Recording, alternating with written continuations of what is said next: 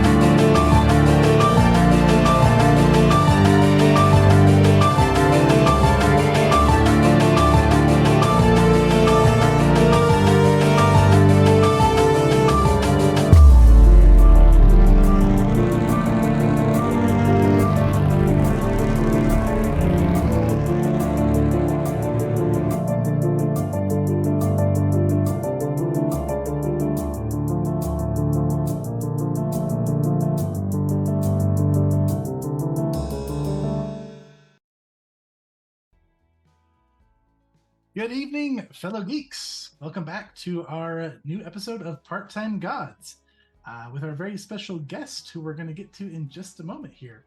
For those of you who are new to the stream, we're playing Part-Time Gods. This is nearing our finale. This is actually our second to last episode. But before we get into it, let's go ahead and talk about all the awesome players that we have with us this evening. And we will start with our guest. He's been on our channel before. Everybody knows and loves Matt, but Matt, why don't you go ahead and tell us a little bit about yourself and what you do on the internet? Hello, my name is Matt.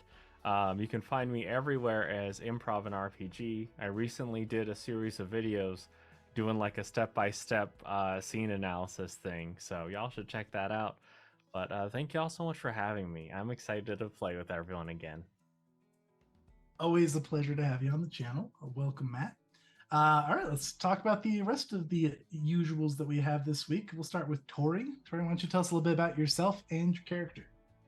Hello, my name is Tori. I'm part of Level 1 Geek, so you probably have seen me here. If you're new, then this is where you'll see me.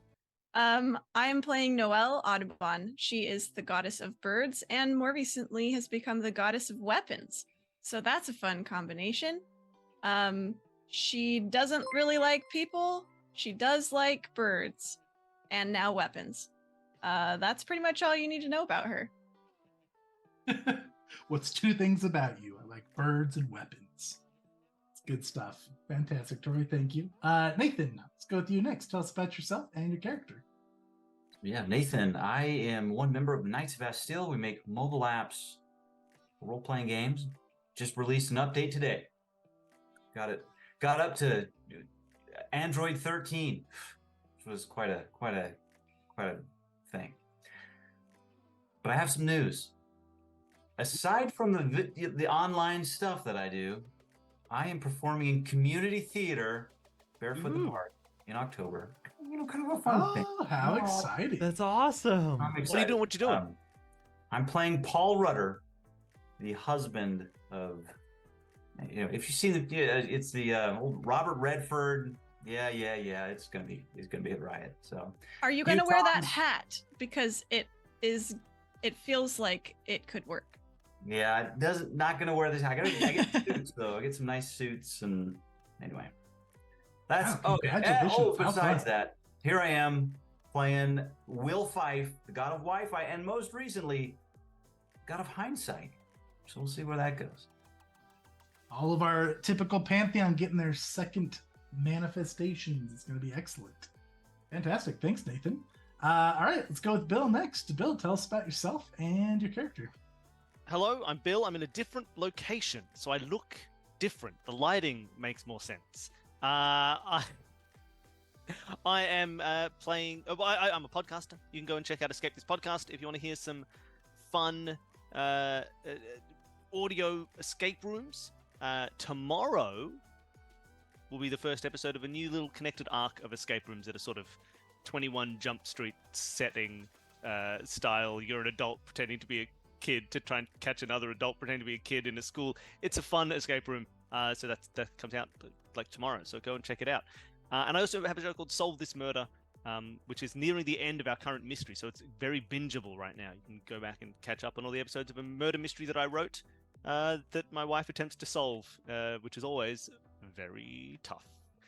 I'm playing Andrew Stewart. Andrew Stewart was just the god of awards, and enjoyed his life. He was a firefighter. He was god of awards, and now he's also the god of the fourth wall, which kind of means that he's aware that he's a character in a tabletop role-playing game on a live stream, but also is aware that he does exist. Like, he doesn't he's not like, oh no, I'm just a character. Like, he does, his life is still real, but it does really what it boils down to. There'll be a lot more scenes where he's like, all right, I'm going to see this properly, and I'll put on some sunglasses. All right, now what's really important here,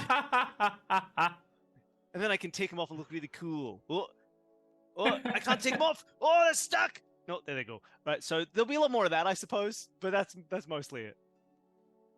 Fantastic. I'm sure that's going to be a real good time. Excellent. That's our awesome crew of players that we have tonight. All fantastic people. Check them out on the internet/theaters because that's pretty awesome. And I'm Chase, Game Master for this campaign, part of the Level 1 Geek team with Tori and Emily and Katie, who is also with us on this stream, but in the background. She'll be chatting with you guys in the chat. She'll be running all of the buttons. And thank you for doing that for us, Katie. Speaking of chat interactions, we have channel points for you guys to spend.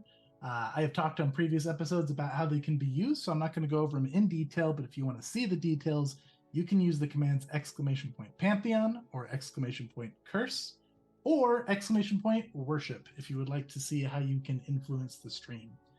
In addition to our normal worshipers, which is where you get a shout out on the following stream and our players get some boons on the following stream. If anybody would like to be a worshiper of Matt and his character, that is going to lower the difficulty of our finale next week, and any blessings that go to me will raise the difficulty on the encounter. So if you want to swing the drama for the final episode, Matt will represent the good, I will represent the bad, and we'll see how that goes. So and to all of you who are here chatting and supporting in any way, much love to you. We appreciate you so much. Thanks for helping us do what we love to do. All right, so speaking of worships, if you guys become a worshiper of one of these gods, you get a shout out on the following stream. We have some shout outs to give from our previous stream. So let's go ahead and do that real quick. We'll start with Tori. I think you have a few to give. Yes. You'd think after all this time I would be prepared for this phase, and yet I still am not. Right, I'm looking. Okay, Wombat Fuzz and Always a Wolf gave Noelle some love last week. Thank you so much.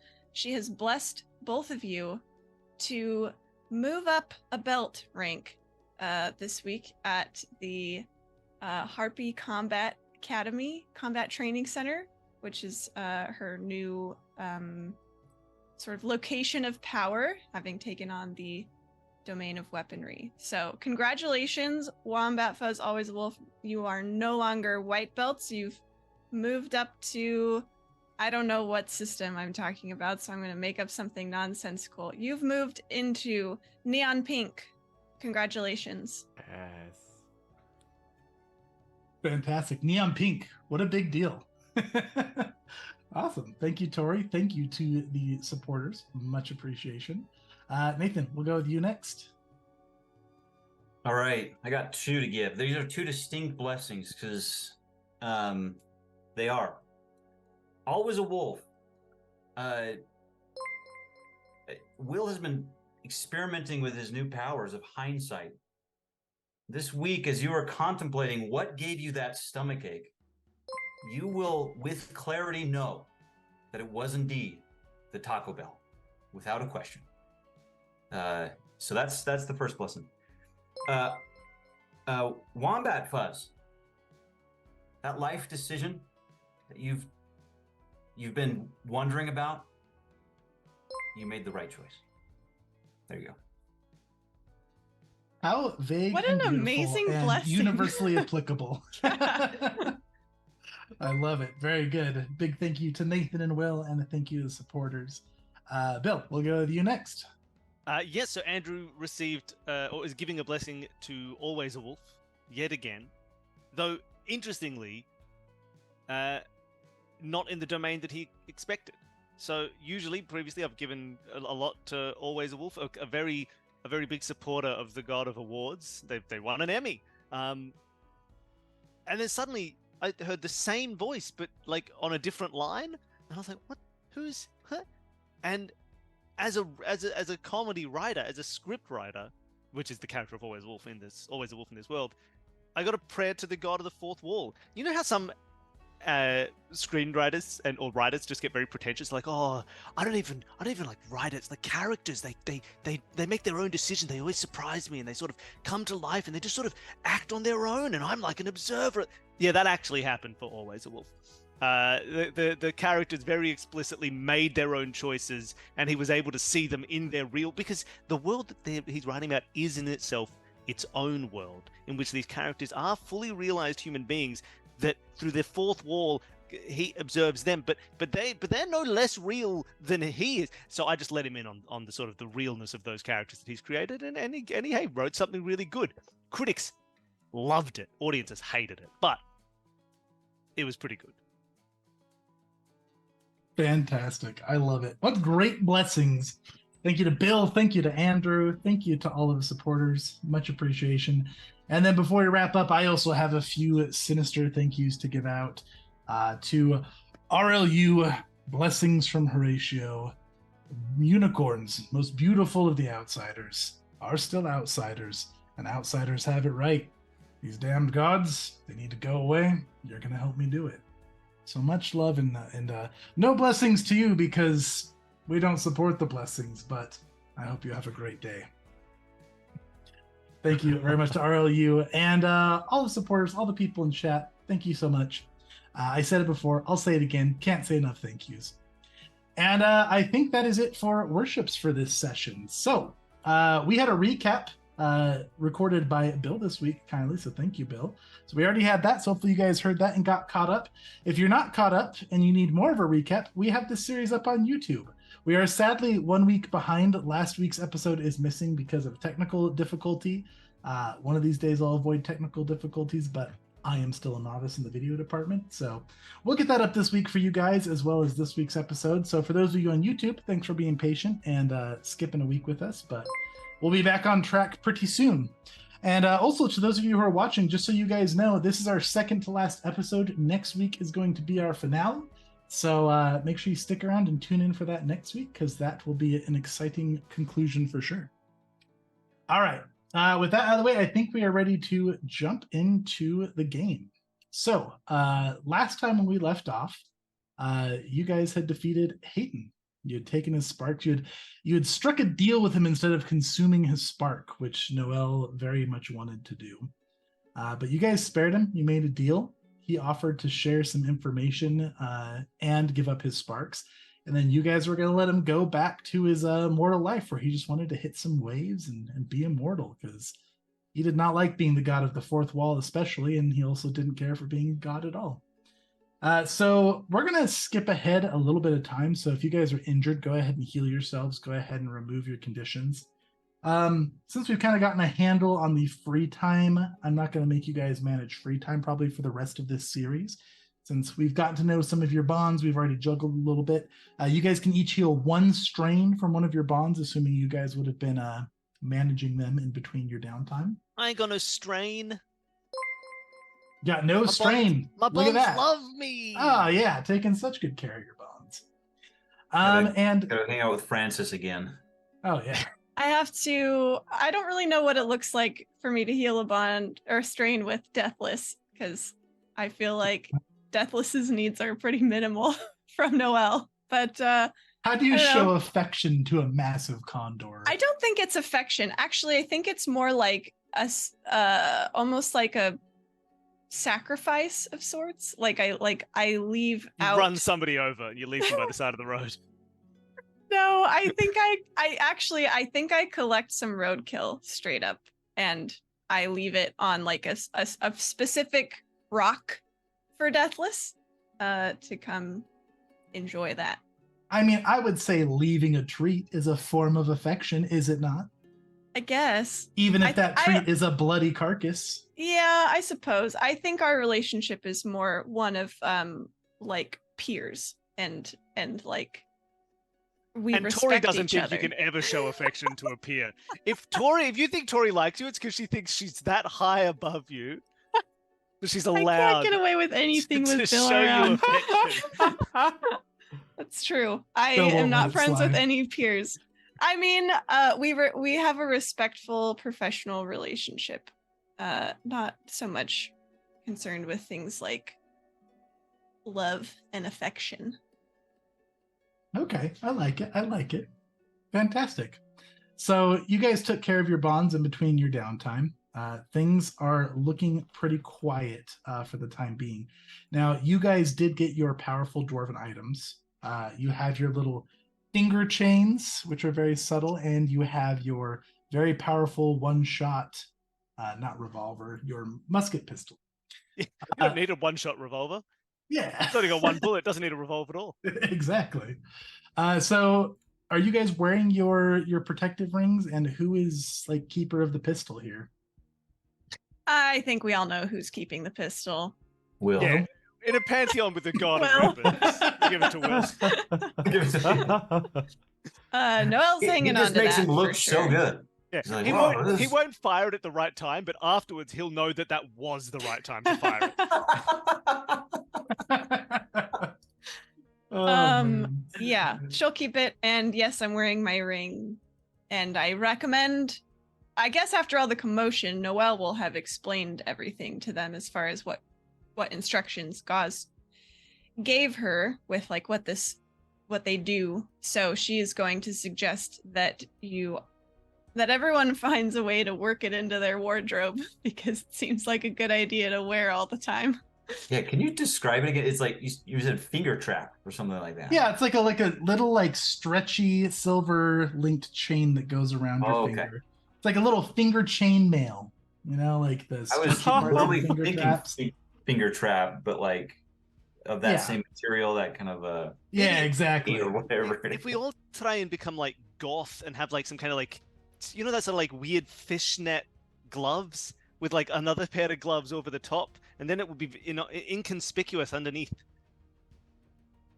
Oh. Or actually, maybe I could just wear it, and if someone's like, "What's I with think the I ring?" I'll can be pull it like, off just "I like fine. it." I can roll it. If you roll it up, it becomes like a normal ring. That's Whatever, true. just Squish where it it real tight. is the I point. honestly don't think it's going to become an issue. I don't think anyone's going to be like, "Oh, we can't serve you here until you take that ring off." Like, I think it'll be fine. Well, All we of all the know mortals are in everyone dresses outrage. extremely conservatively and plainly in California. So Yeah, but in California, it's not like we're Might in be a Utah, problem. where people would be like, "Oh, what's that crazy ring?" We live in the land. There are bars everywhere here. Sparks everywhere. Fantastic. All right, so it sounds like y'all got your ring chainmails and your pistol being wielded by Noel. And we're in America. You can carry a gun anywhere. No one's gonna know us.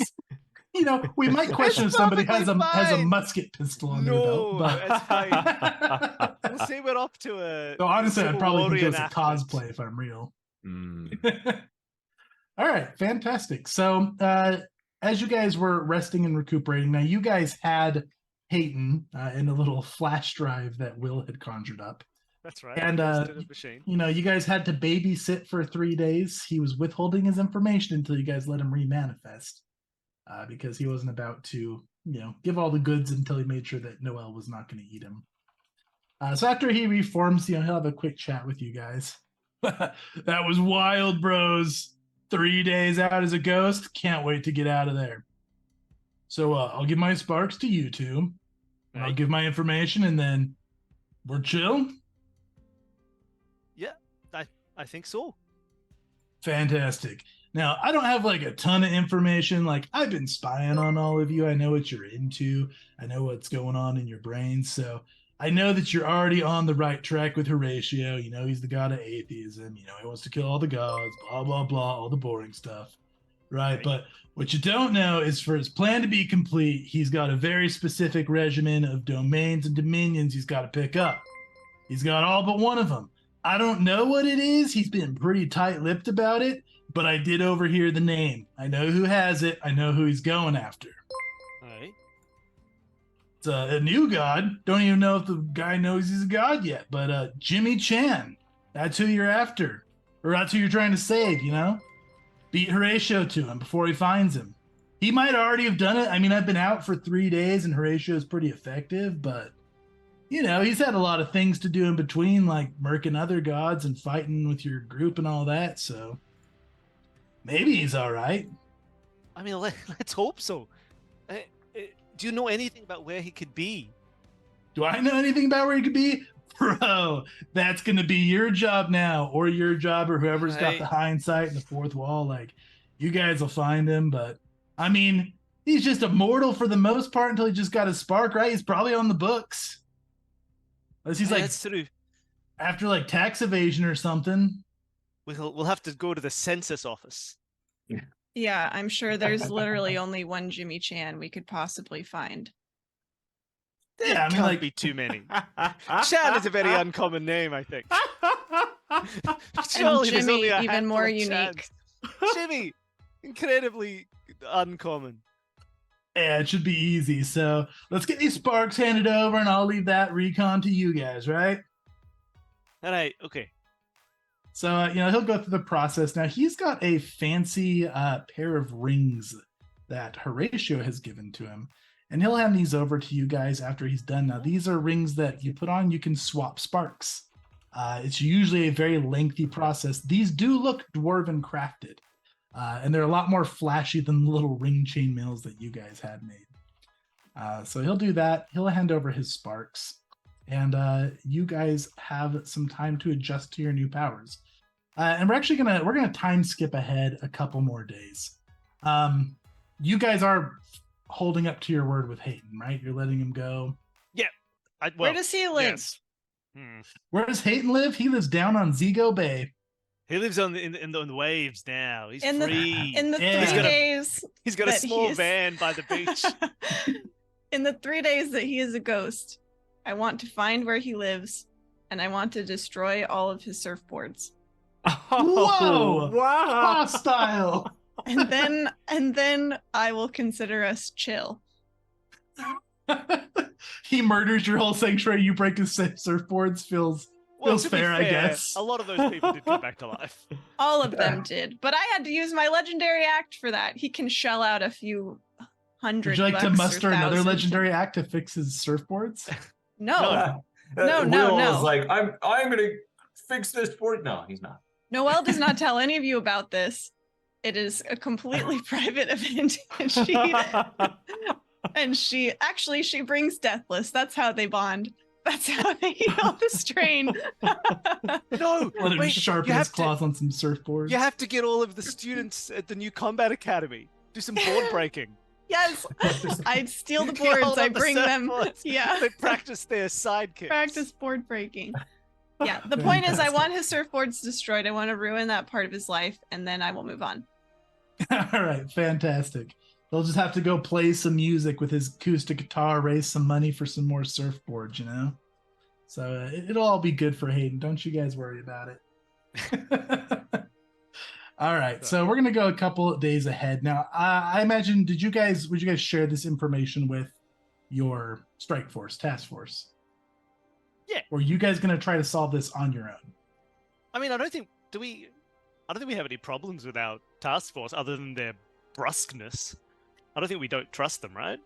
Yeah, I think. And what's the name was yeah. there the whole time we were Yeah, I talking? guess Alma came to the rescue at the bird sanctuary, and brought you guys along. So I guess Noel. Andrew quickly will be calls. fine Andrew with quickly calls you both. Wait, I've just had a thought. Look, I understand that, like, us three as people, we have no problem with Alma. She's been incredibly helpful the entire time. She has some personal issues, but of course we can trust Alma. But what about dramatic irony? I'm so sorry, but she's a character in a story, so if someone was going to betray us, it's going to be her. Sometimes when you work for organizations, they'll betray you as like a twist near the end of the story. And I think we're near the end of the story. So I have no reason not to trust Alma, except for the fact that it makes sense that it will be like an Act 3 reveal that she's also been working with the bad guy the whole time. Okay, well, consider this, Mr. Fourth Wall. Wouldn't have been like a way better opportunity to betray us at the bird sanctuary after she had all three of us there. No, you don't understand. There's 2 whole sessions left. There's this week and next week. So the betrayal should happen at the end of this week to set up the final session. For the first time on a phone call, you actually don't hear Will's breathing. When Will's dead! Andrew, I think you're taking this whole domain thing a little too far. I don't think you're taking it far enough. Okay, call me back when you have something meaningful to talk about. Bye. So that being said, does anybody share it with Alma? Yes, I will share with Yes, Alma. please share it with Alma. Love it. Fantastic. All right, yeah. So Alma gives her brief response. She gives the equivalent of a nod over the phone and hangs up on you. And about a day later, she's gonna call all of you to her house. The house that she admitted was not really her house, but where she's a portal to a coliseum. And you guys are all to be gathered there. Oh, is this where you guys trained? Yes. Oh yeah, Okay. that's right. You I weren't was there, like, Noel. She has a We went through portal a to a Narnia coliseum? portal. Okay. Yeah, she Narnias her way into Got a it, got it. special Colosseum dimension. And hey, fun fact, it was the Colosseum from Treasure Hunters. True, that Oh. it was. There's some fourth wall knowledge.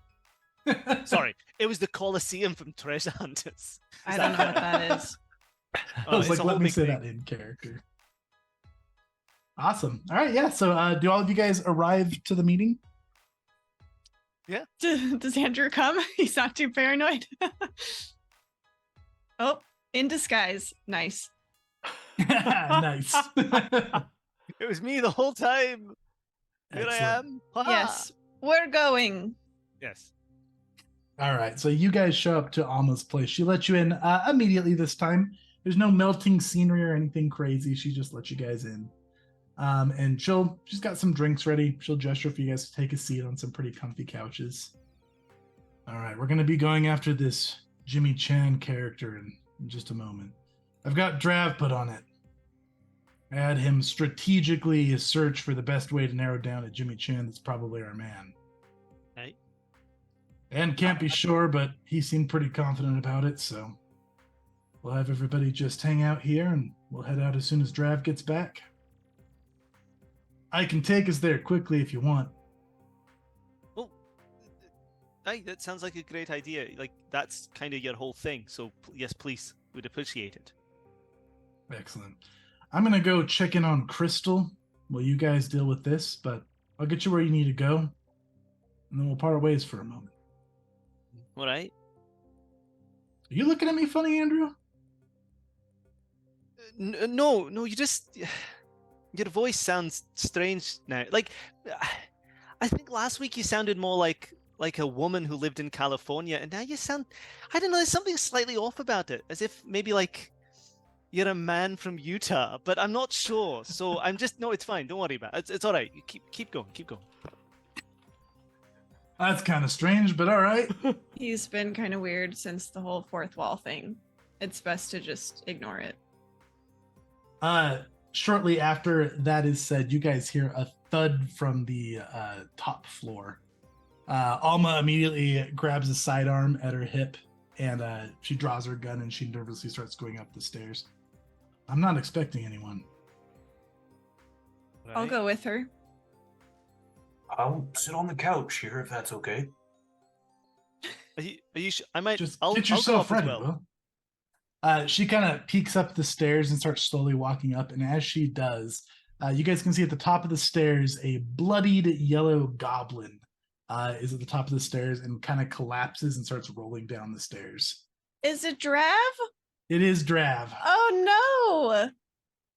I kind of liked him. Alma runs up and kind of catches him before he falls too rough down the stairs.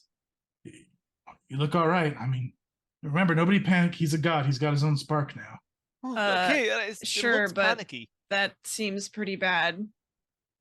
Drav's breathing heavily, and his eyes are black and swollen, and he looks like he can barely keep his eyes open. So I ran into Horatio. So I guess you were on the right track then. Yeah, I think I found him. I think he's okay. I think he figured out his spark. He went somewhere. He traveled.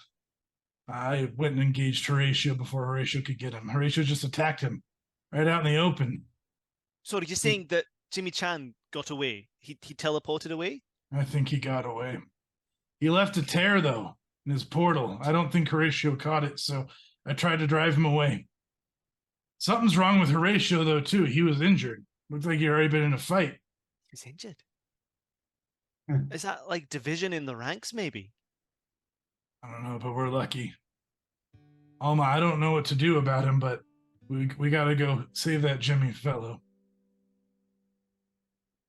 Alma kind of nods. You said he left a tear? Drav nods. Are you familiar with what a tear is? I mean, look, it sounds like we could go through the tear and come out the same place he went with his portal. Oh, tear means he brought himself to another realm. Another realm? Oh, okay. There's a few of them adjacent to ours, and I don't know if he knows if he's a new spark. I don't know if he's going to know what he got himself into. They can be tricky to get out of sometimes. Trickier to get out than they are to get in. Like a realm of outsiders. Could be. Or... Some of them are dangerous, some not so much. Did you catch what he was the god of? Draft No. kind of weakly shakes his head. I mean, that's gonna define a lot of the ways of where he's gonna go. But I could ask. I'm assuming that Matt. Him. I'm assuming Matt pre-prepped his character, so he probably has Who like is on Matt? his sheet. We're looking for Jimmy. There's no time. Noel, there's no time to describe it to you. Would you like to use a manifestation? Yeah, I'll use manifestation. Token Matt. Excellent. Oh, Go ahead, let's roll it up. You gave me way too much power. Oh, what would it's this be? fantastic. Let's think here. Maybe Oracle. Yeah, this would be so. This is going to be Oracle plus. This is Oracle plus Perception. This is a weird temporal view, is what this is. Beautiful. All right. Well, that's 8 dice. So let's give it a crack. Fantastic.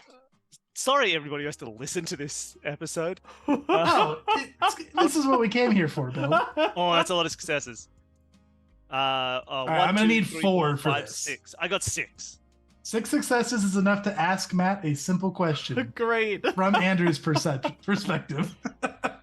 Hello, Matt. Hello. I understand that like this won't be so confusing for you because you exist on the outside of this one, so you're looking down and you've already seen Yeah. this whole setup. You know, I rolled well. I got 6 Right. successes. It's all great. We're trying to track your character, and I'm assuming that Chase Mhm. didn't tell you where your character would be. but surely you know the dominion of the god that you've created. So what is Jimmy the god of? I have no idea. You don't even know what you're the I god have of. no idea. You really didn't do it. Chase really didn't prep you for this stream at all. You don't have a character sheet or anything. I have a sheet. And what's But so I have- right? You see, like just below your name, it should say like name and then Yeah. god of. What is It it says- blank? Unknown, so I'm the god of unknown. Or are you the god of the unknown? Oh, Interesting. Hey, maybe. You know. Well, that didn't help at all. It's almost as if he knew I was the god of the fourth wall and he tried to counter me from the beginning. All right. Well, look, I'll see you later, I suppose. I'll meet you. Yeah, in the see you future. later. All right. Bye. He doesn't know everybody. Sorry. Does this just look like Andrew's talking to nothing? Yeah. Is it no, is it they all out see- loud or is it in his Yeah, head? you see the entire half of my conversation. Oh gosh. If I had a little tinfoil hat, I'd add it to my character right now.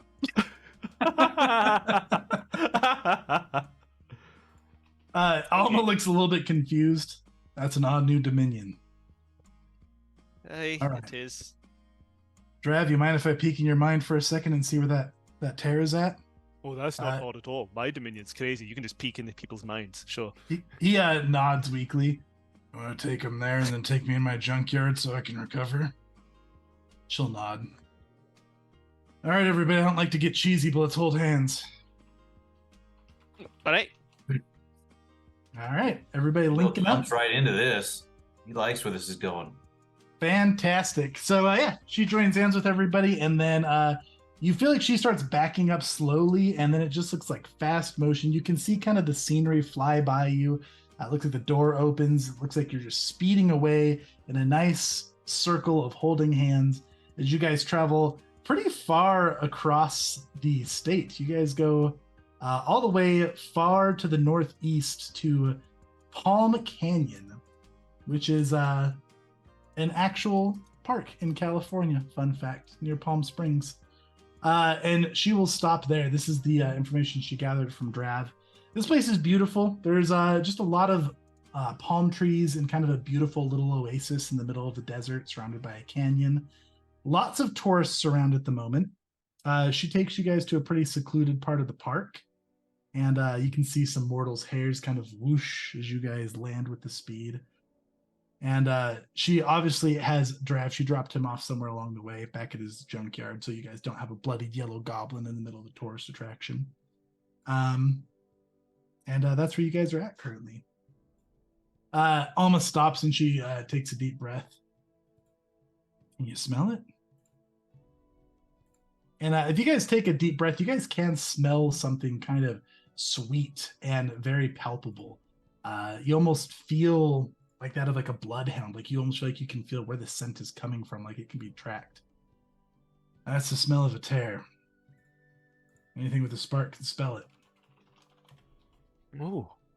It smells like watermelon and eggs. I hate it. That's a horrible combination. I don't know what's wrong with your nose, Andrew. All right, I'm going to leave you all to deal with this. Tap into it with your spark. You should be able to jump through the same place he went through. I'm going to go make sure Drav's okay. You all got right. this? I'm Yeah, I get suppose out of so. here. Let's jump.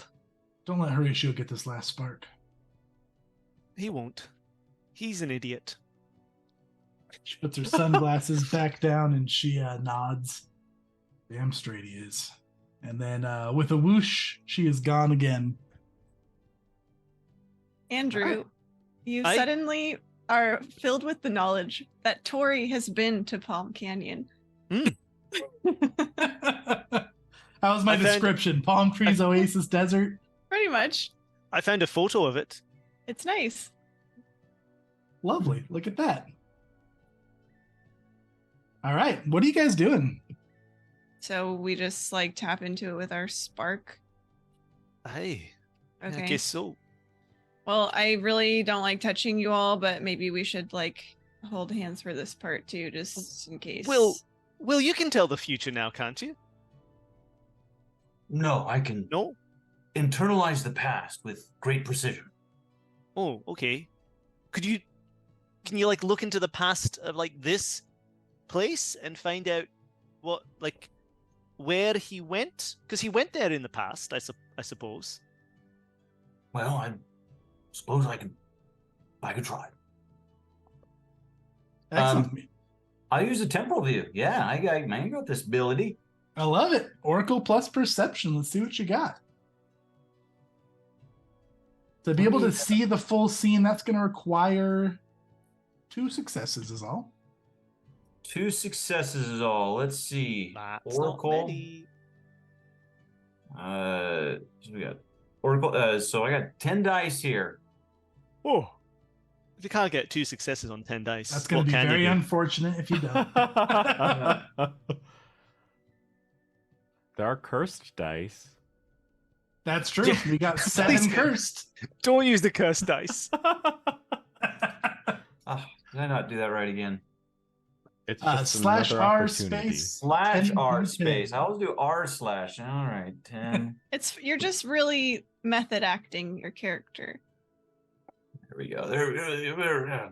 In character, Will loves hanging out on Reddit. So he's Luckily used to got- r/roll dice. That was an atrocious roll. You still got it, but I got that 2 was successes and 5 ones. Oh my That's so gosh. bad. That's a bad roll. 6 ones on 10d10 is 6 wild. ones. Does Yeah. Andrew like cringe a little bit as Will is channeling? I know it looked fine in real life, but He's getting Yeah. used to his hindsight here. Give me another minute.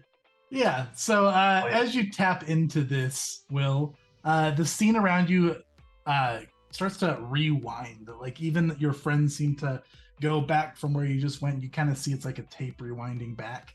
And then the scene stops and everything looks a little bit ethereal around you as you see this scene play out again.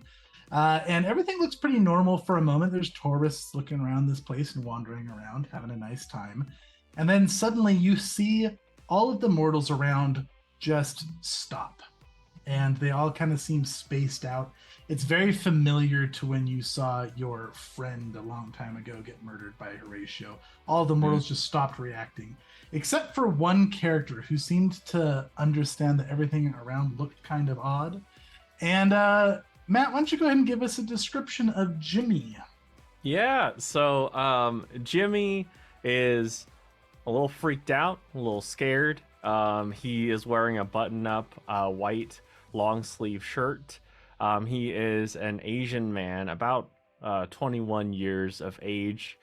His hair is fairly well kept. He's wearing black slacks. You can see a very, very big sweat mark on the back of his shirt because he's just running around. He is tired, he's panting, but he can't stop now. He can't stop now. Fantastic. I love it. And Matt, you and I are going to replay this scene, and then really it'll kind of be a fly on the wall for this temporal view. So to give some context, Jimmy has just recently noticed some very strange things happening to him. You notice that things that you want to happen just start happening, particularly if something unfortunate happens and you feel like, man, that was bad luck, I wish that hadn't happened, it always seems to correct itself. You seem like you feel very lucky as of late. And some of it definitely does not seem natural. You can just tell things around you are not happening as they should. You haven't quite figured out exactly what's happening yet, but you definitely have realized something special is going. So let's talk about why would Jimmy be visiting Palm Canyon? I'd say that he's okay. So he works at a coffee shop, and there's this girl that comes by every week, and he's got a crush on her, but he has no idea how to ask, or I guess it's more so like he's second guessing because he's afraid, but he's trying to think of like possible activities, and he was thinking maybe Palm Canyon would be a fun place to take her, just for like a little walk, little trek sort of thing. And so that's why he'd be there, just to like scout it out to see like, oh, is this an appropriate place? Am I gonna look like a fool if I can't handle going around the canyon or anything like that? Okay, excellent. So you're there with someone.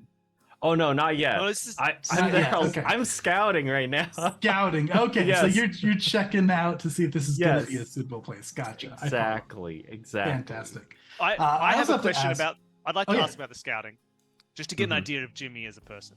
Yes. Will you look through some of the guidebooks and try and memorize the information to appear on the date as if you already know it? Be like, well, you know, that tree actually has been here since 1872. Yes. Yeah, I'll be looking through guidebooks. If there are tours, like he's like, maybe I'll come back for a tour first so that I can memorize what they say. And then Yeah. I'll be able to say that. Okay. Fantastic. Fantastic. Is the coffee shop you work at Moonbucks? Because we, funny enough, have established a coffee shop. Oh snap! I was thinking it would be more of like a local place. Okay. I imagine. So you probably don't like Moonbucks because it's a big no, old chain. Absolutely not. There was a Moonbucks that opened down across the street, and it's been horrible ever since. We've lost so much business. Fantastic. Okay, great. Yeah, so you're checking things out. You're getting some information, and suddenly, Jimmy, you notice that everybody around you just seems to stop. They don't seem like they're frozen in place, like they're not like stiff, Mhm. but they all just kind of go to very neutral poses. Everybody stops what they're doing, and you feel like you're the only person around you with any life. Like people in conversations just stop mid-conversation, arms drop to their side, and they just kind of stare off into space. And it's a little bit strange. I'd probably go to the nearest person, assuming this is the first time this has happened to Jimmy, and It just is. be like, hello? Why? What's going? Is this a prank show? Because I'm not anyone important, so. The person that you nudge and talk to does not respond at all. They don't make eye contact with you. Nobody around responds. The only person that you see that has any life to him at all is an older gentleman who comes walking towards you with a very warm smile. He looks like this. He's got a nice, fun little purple bow tie, wearing a gray shirt. And he smiles warmly at you. So, you've heard of this game show, then? Yeah, I mean, there have been quite a few, but I'm a big fan. Am I on it? Where's the cameras? Y'all did a great job hiding. Oh, we've got cameras everywhere. You are, before we do the big reveal and give you your prize for solving it, you are Jimmy Chen? Yeah. Very good. Jimmy Chen, you have been randomly selected for this game show. And for that, I must humbly, genuinely, truly apologize, my friend. And he puts a hand on your shoulder and gives a warm smile. And then with a really unnatural speed, you can see from his back pocket, he grabs like a ceremonial looking dagger and he plunges it straight into your chest. And it hurts. It is an awful feeling. This takes you by complete surprise. But as he does that, he looks genuinely sad as he's looking at you, and you can feel blood starting to gather in your throat as this pain throbs in your chest. And then you feel a very strange sensation, some kind of odd power wash over you. And as you fall back from this assault, you can see as the knife slides away, it looks like the blood from the knife starts to drip, but then almost kind of rewinds and slides off of the knife. And you can see this big open wound in your chest starts to stitch back together, and you fall back into just nothingness. And everything goes black. And that is what you see happen, Will. And after this, now from your perspective, Jimmy just disappears. It looks like there's some kind of tear in reality that opens up. Jimmy falls into it. Horatio looks very angry. And then you can see, as all the people are still kind of just looking lifeless, Drav actually takes a shot at him with a rifle from off to the side, and you see Horatio and Drav get into a big fight. And Horatio, as soon as he gets hit by that gun, it's like all of these wounds start to open up and tear into his body. Like he got way more hurt than the gun justified, especially for a god. You see their fight ensue. You see that Horatio, although getting taken off guard and looking gravely injured from the bullet shot, starts overpowering Drav, and then you see Drav flee away. And that's your temporal view. All that for two successes. That's pretty good. Pretty good. Pretty good. We'll definitely relay this, but well, he'll kind of mumble it. So if you can follow along with his mumbles, you'll. But he's just going to start walking over to this spot where he saw Jimmy disappear and start poking around. Does his smell? Does the watermelon and egg get stronger as he approaches? The watermelon and egg gets very strong as you approach that location. And as you get close to it, you can even see a couple little droplets of blood on the ground. Will raise his hands, beckoning his companions over. And he says, "This is probably good a place as ever to hold hands again." Oh, all right. Are we thinking this is where the tear is? This is it. Well, it smells pretty terrible. You give me your hand. Hey, I'm coming. Watermelon and eggs. Noelle was looking around at the rocks around here to see if she could find anything worth eating. There's some just basic stones. Enough to give you armor 1 if you wanted to munch on a rock. Oh, okay. I don't want to munch it yet because I have to use a shard to do that, but I will pocket some for the road. Pocket the hardest looking rock you can find. Yep. Very All cool. right. She'll grudgingly hold your hand. Will a little closer, nice and close. This is what I saw, Noelle. You got to get close. As you guys huddling close, you do feel like your sparks connect to this. And since you guys are joined together and you're a pantheon, there's 3 of you traveling the tear, which means you guys need to spend a consecutive 3 fragments. You can each do 1. You can have somebody spend all of them, whatever you want to do. Shall we go 1 each? Yeah, that seems fair. 1 each. There they are. Fantastic. Now, as you guys do that, you get gobbled up into this tear quite suddenly. And I mean, just as before you guys apparate away, you do notice this causes a little bit of a scene. Doesn't look like the mortals are quite as lifeless around as this happens for you guys. So some people kind of rub their eyes and look a little shocked, but then everything goes black before you guys can really see too much of an aftermath. All right, Jimmy, we're going to jump to you. You fall into nothingness, and you think maybe you died, maybe you're gravely injured. It's very confusing what just happened, but you open your eyes, you're breathing, there is no wound in your chest, you're standing when you open your eyes. And when you open your eyes, you are standing in your childhood home where you grew up. So why don't you give us a little bit of description of your childhood home and tell us a little bit about your family. Okay, so my childhood home, I'm going to start from the bedroom because we couldn't afford much, and so I was on like a little twin bed. It's just a mattress on the floor next to a full-size bed for my parents, and we would just come out down just a flight of stairs. This was an apartment. And down these stairs, we would get into the living room / kitchen and dining room area. There were quite a few Chinese New Year decorations that would be up all year. And I had my favorite Lego set that would just be on the table. Space was at a premium, but for some reason they would just let me have the Legos out all the time because I think it's just because I would cry when they would put them away because I was working on that. Even though I was rebuilding the same thing over and over and over again. Fantastic. I love that. Excellent. Now, is there any notable family members? Now, this looks like a memory from your past. Is there anybody else that would be in this memory with you? Any family members, or is this kind of just a memory you remember of playing with your Legos in the room?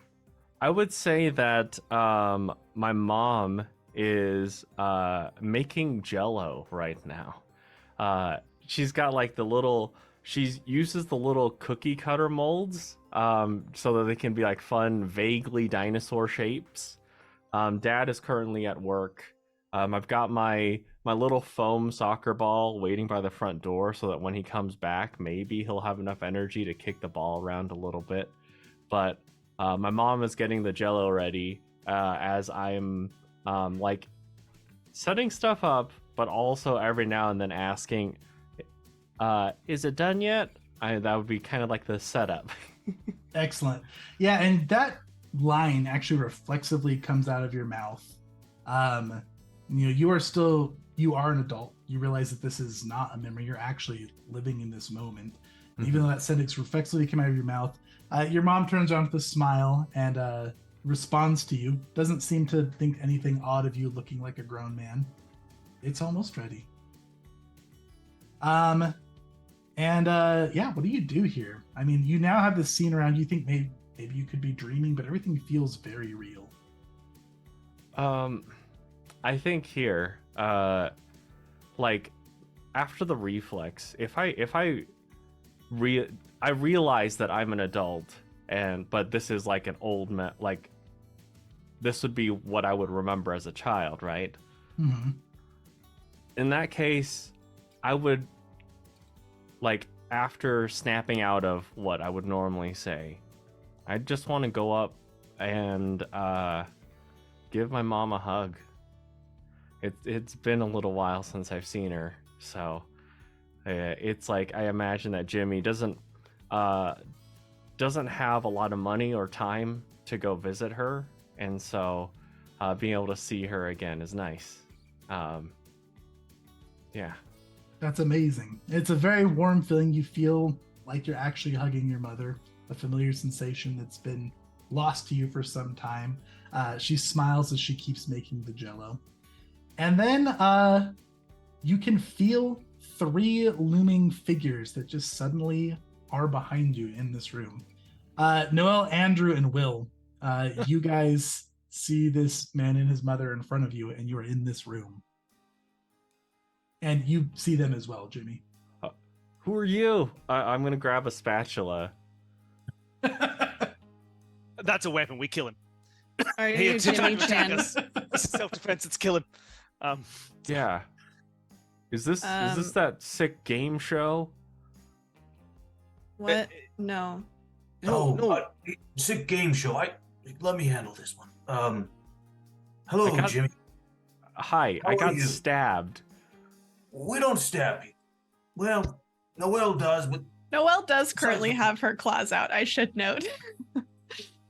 she has them out? Yeah, well, because she brought him out with Alma, and she didn't know what we were going to find in Palm Canyon, so... Oh, that doesn't look very comforting. No, it doesn't. Sorry.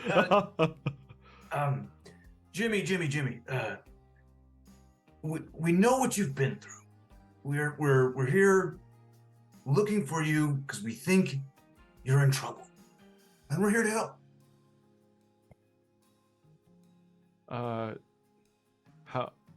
How do you know? Your mother's not reacting to this at all, by the way. She is just still making Jell-O. Smells delightful. Just smells like that nice flavor that's being cooked. Watermelon and eggs.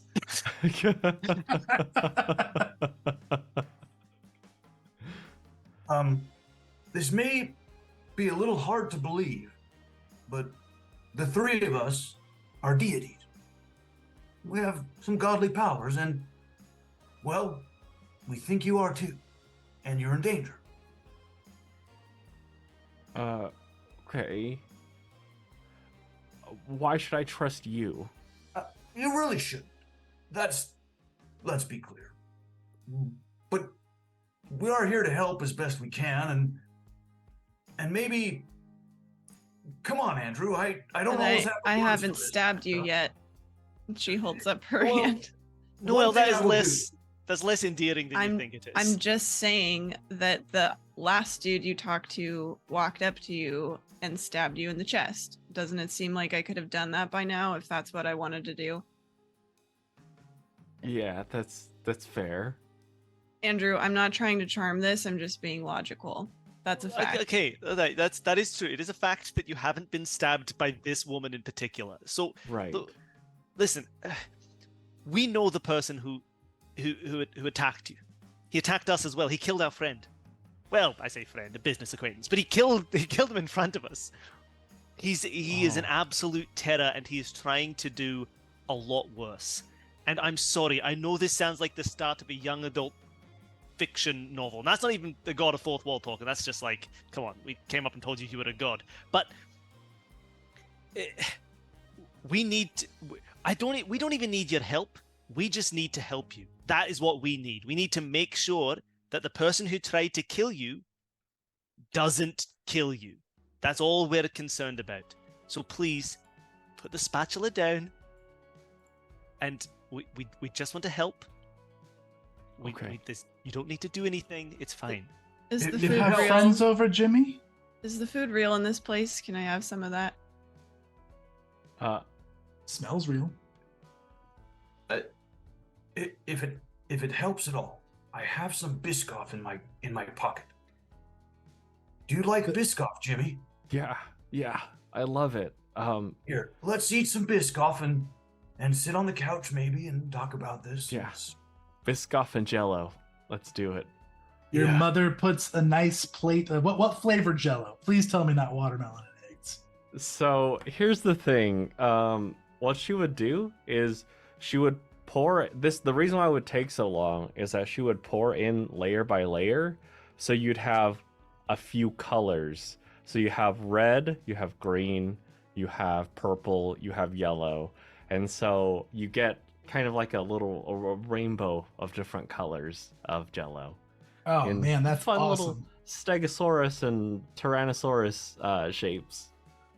Man, yeah. So Shapes even? Oh my Yeah. gosh. the best Jello ever. For real. Absolutely. Andrew looks at the rainbow Jello.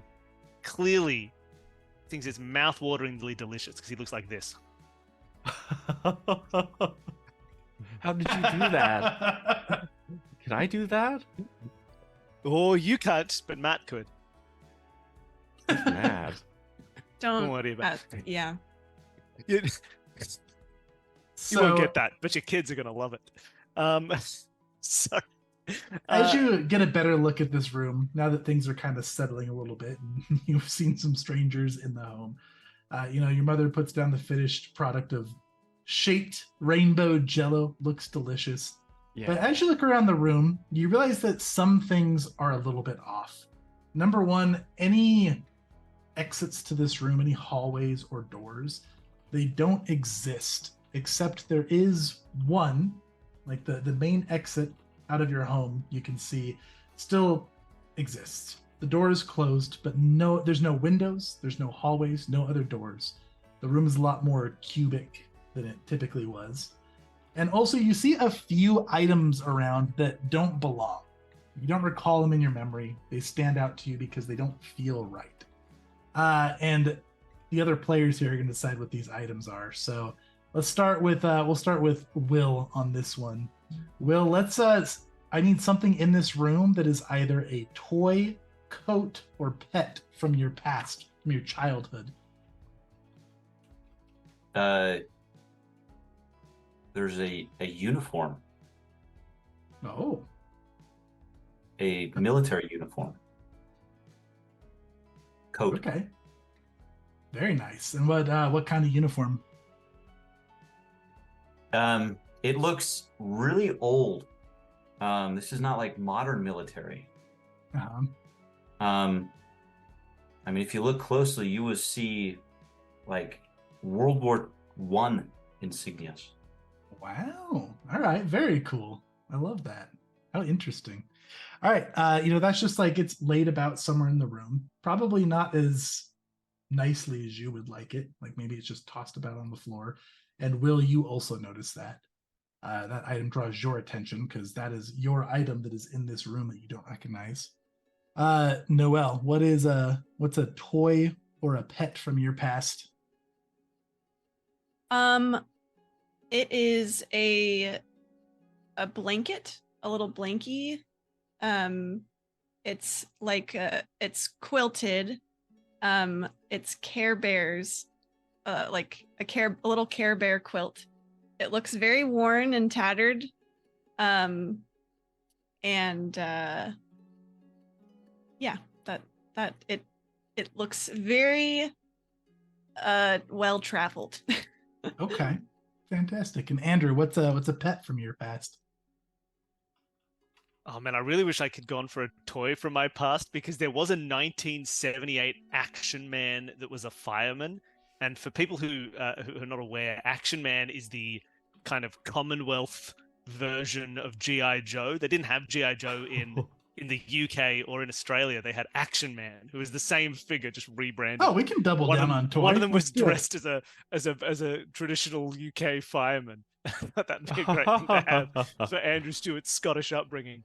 Yeah, let's do it. Let's double down on toy. All right. Otherwise, there has to be a pet. I don't know what's a good animal. I had a pet when I was a child. I had a pet blue-tongue lizard when I was like 5 years old, which we just sort of I don't know if we bought it or if we just sort of like collected it off the street. But blue tongues are great. People who don't know blue tongues, they're just it's a skink technically. Right, this is just a life thing. This isn't an Andrew thing. It's a skink, but they're huge. It's a big Australian thing. You see them in the backyard all the time, so they look like a skink, but they're like this big. Dang! And they're kind of long. That's including the tail. Their tongues are amazing. They have little blue Looking tongues. at pictures. They'll just live in your backyard half the time. And we had one. We had in a little glass. You know, it's not an aquarium for a lizard, but whatever. Terrarium. Yeah. That's not right either. But I don't know. But yeah, so we had one of those as a kid. But no, Andrew didn't have any pets. He just had a 1978 Fireman Action Man. Fantastic. I love that. All right, so you guys all kind of start to notice this is the room sinks in that you guys are in. You see a familiar uniform, a familiar blankie, and a familiar action figure. And then all of you also notice through this front door, Jimmy, I don't know if there was a window or not previously on the exit to this room. I don't even know if this room led outside, but from how it looks now, there is a door that you can see. There's a round window, and you can see through that window, you can see Palm Canyon. You can see the palm trees, the desert, clearly through the round window. That's where I got stabbed. Where did you get this? Noelle moves quickly over to the blanket and snatches it up. I don't know. I didn't get this. Noelle, we remember Alma said we were in a different dimension, a different realm. So this is not the real world. I think maybe Will should take the lead here because it looks like we're in some kind of play. I mean, is this your childhood home, Jimmy? Yeah, when I was 4. Your mother walks through the wall and it ripples and she just disappears through the wall. Was your mother a ghost? Or is this a strange memory? I don't think she was a ghost. I don't know exactly what's going on here. No, look, listen. We said before, we believe you have divine powers.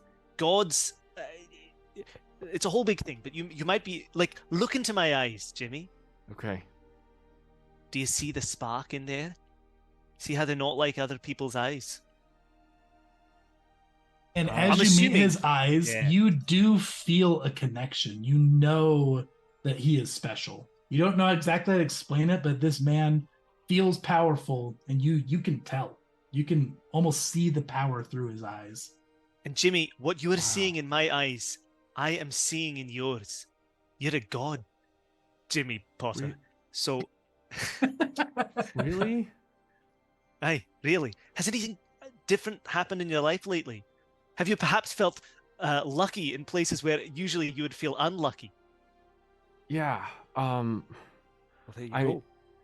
Yeah, sometimes I get orders wrong because the names are too similar. But then it seems like, when it happens, they start yelling, but then it's almost like I went back and then I got it right. It was just a little mix up.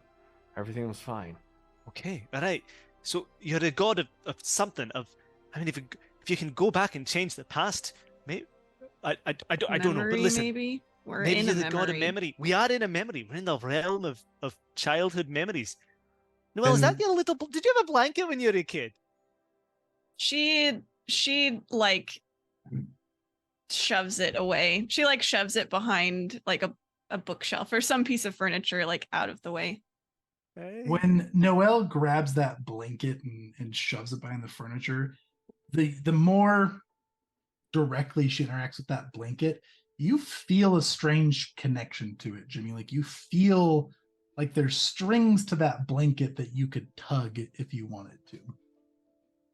I'd like to try to tug. Okay, excellent. Yeah, so she shoves that behind, couch, and as you tug on that string, it is like the entire scene around you just disappears and unravels, and everything changes around the room. The only thing in the room that doesn't change is that where Noelle was going to shove that blanket, that couch now disappears, and she's still holding the blanket, and your Lego set is still sitting on the floor. And Noelle, I now need you to describe a notable place from your childhood. Set a new scene. Okay. This would be a bedroom. And there are 2 sets of bunk beds in here. And each bunk has a name label on it. And one of them has Noelle's, of course. In fact, just to be fun, I'll say that's the one she's like that replaced the couch. She's now shoving the blanket behind what would have been her bunk bed. And all of the it's kind of messy, but like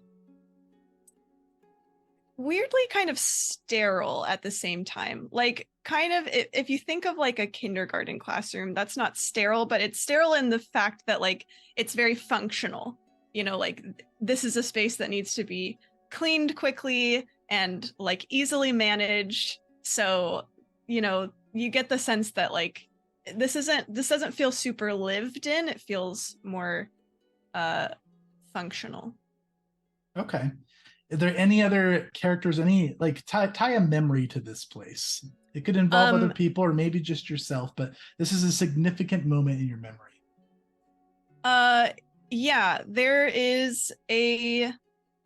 are several suitcases and bags packed by Noelle's bed, and you hear from the outside of the room a man's voice shout, "All right, Noelle, you ready? We got to get going."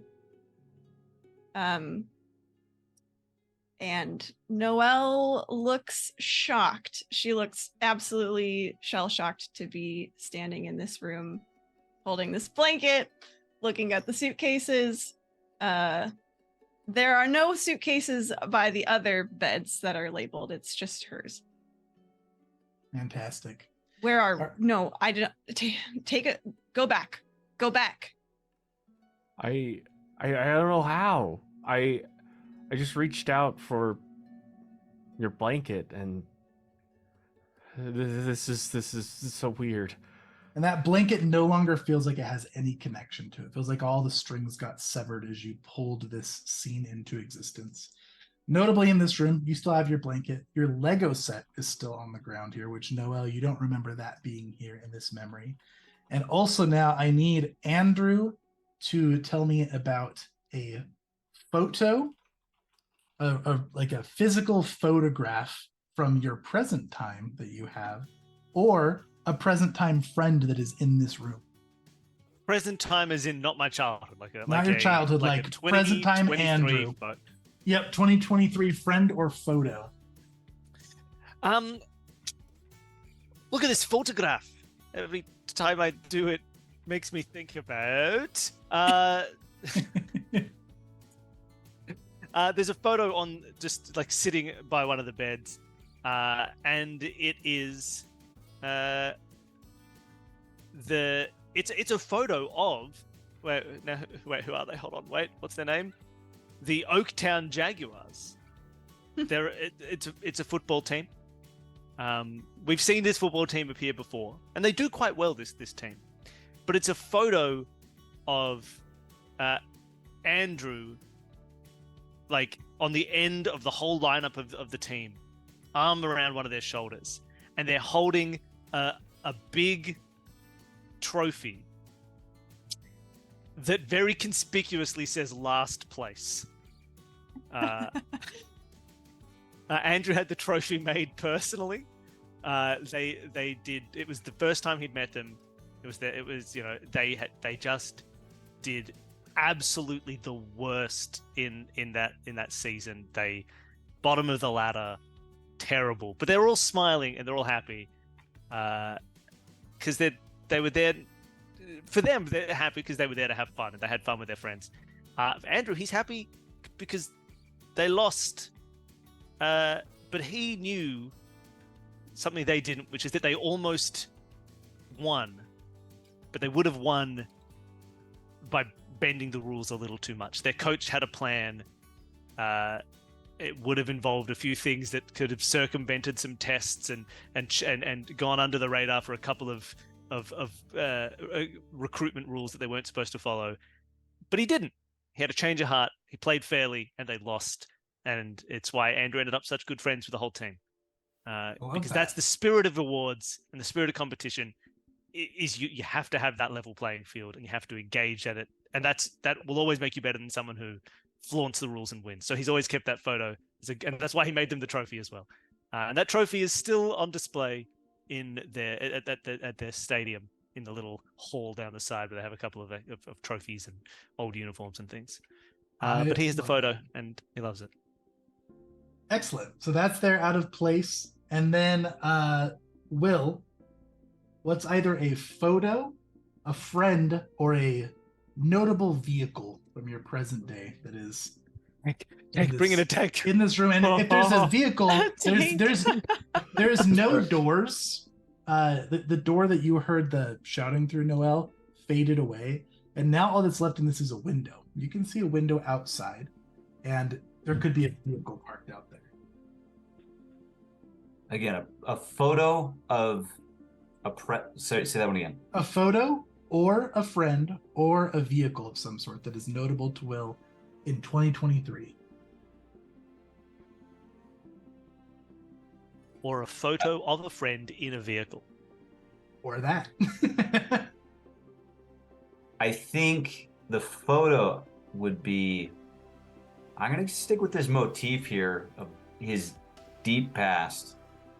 And he has a... what looks like one of those real vintage, like black and white stills of a young woman. But it looks like it's like way old. Aww. And it looks like it's been folded up, carried in a wallet for a lot of time. And in fact, when Will sees that,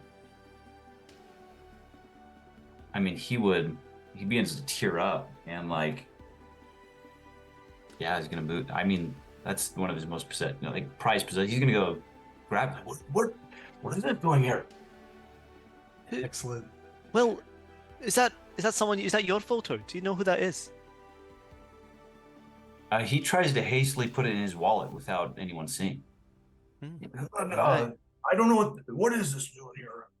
Now, as Will grabs that photo, for just a brief moment, Jimmy, you can feel those same kind of strings as if they attach to that photo. But as soon as he puts it in his wallet, you feel those strings sever. Oh. Okay, can we...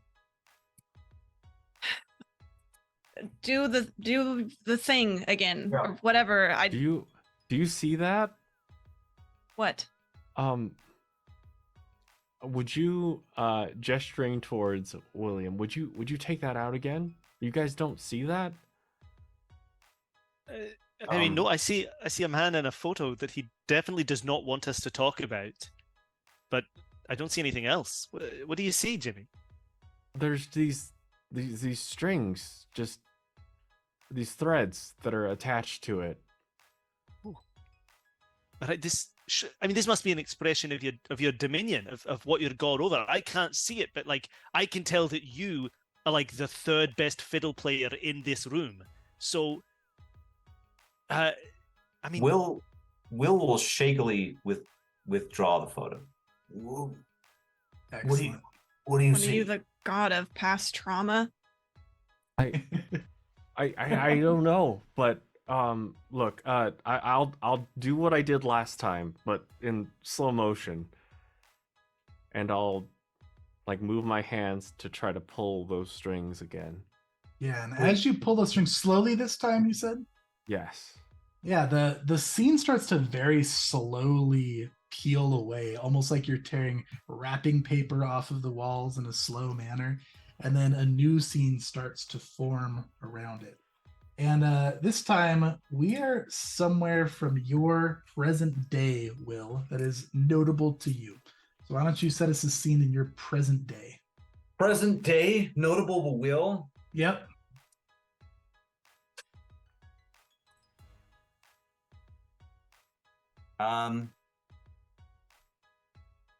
Does Will know about it? Yeah. Will, this would be somewhere important to Will. Okay. Doesn't have to be like a consistently important place. There can be a really important memory that happened there. Could be a place close to his heart. Okay. Then yeah, you get taken to Will. Everyone knows. Well, no one's been to Will's home. You get I taken have. to Will's. Yeah, that's right. Noel knocked his door down. I did. Yeah. In your defense. That's right. That's right. Then Noel would remember the small, tiny apartment above the stationery store. There's a small kitchen, there's a bedroom, and in the bedroom is an antique drawer. And in fact, as 4 people crowd into this small space, there's not like much room. I mean, he's even got like a small single bed and just a small space. But you see on this antique, it's a letter writing. What do they call those? Desktops.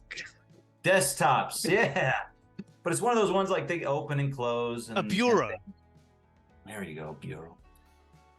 But on this is letters, just letters scattered atop his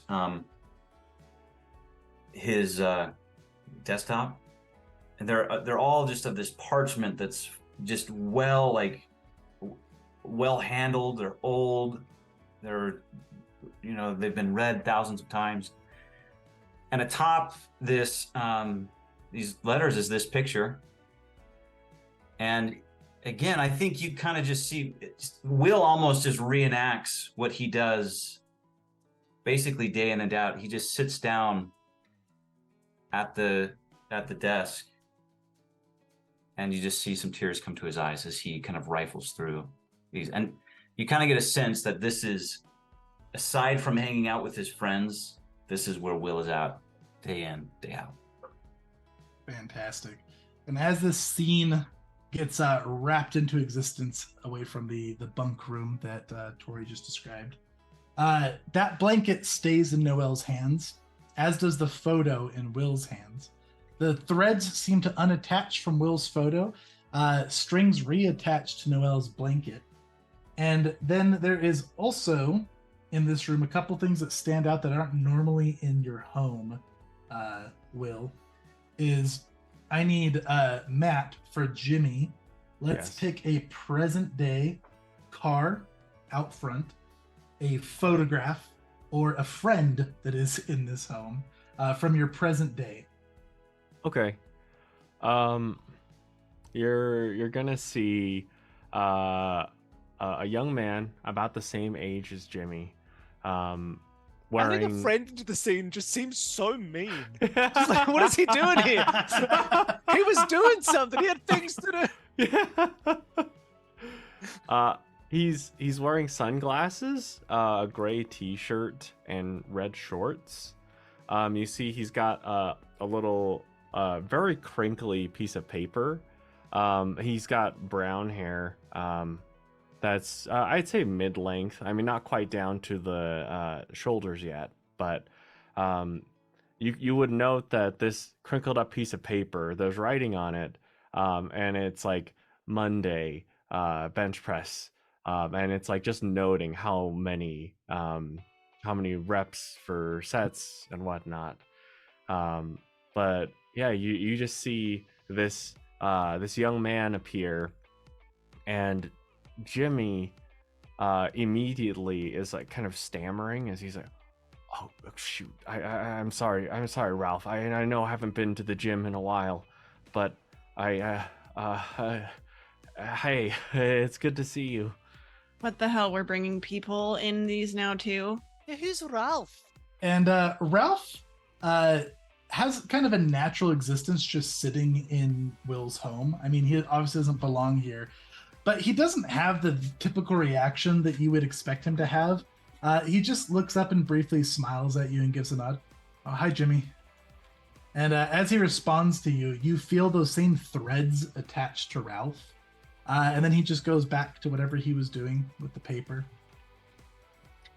And then also in this room standing out, Andrew, I need something for you that is either a trophy that Andrew hopes to one day achieve but does not yet have, a news article or an unlocked phone with an article of something that Andrew wants to see, some good news, or I need to see proof of a problem solved that Andrew hopes to see solved someday. All right. So everybody, I think we're aware that Jimmy, you're the god of Dickensian Christmas. Is your domain. We've had the past, the present, and the future. So if anybody ever needs, if you could convince Horatio to change his ways by showing him his past, his present, and his future, he'll come out and be like, "Oh, what day is it? It's God's Day! Ooh, buy a turkey, everybody!" The guy that stabbed me? Yeah, sorry, the guy who stabbed you wants to kill every single god who ever existed and remove deities from existence. But I think maybe like you've got the power to like show people visions of their past, their present, and their future, a la A Christmas Carol. Mm-hmm. So Okay. I don't know what makes you the god of. So I'll stick with Dickensian Christmas until we have a better term. Okay. Because, well, sorry, that might maybe you're not all on the same page as me. See, I'm thinking this because, well, I mean, I don't think Will won the 2042 trophy for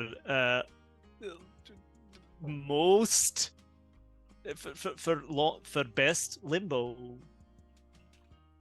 Best limbo? Limbo, yeah.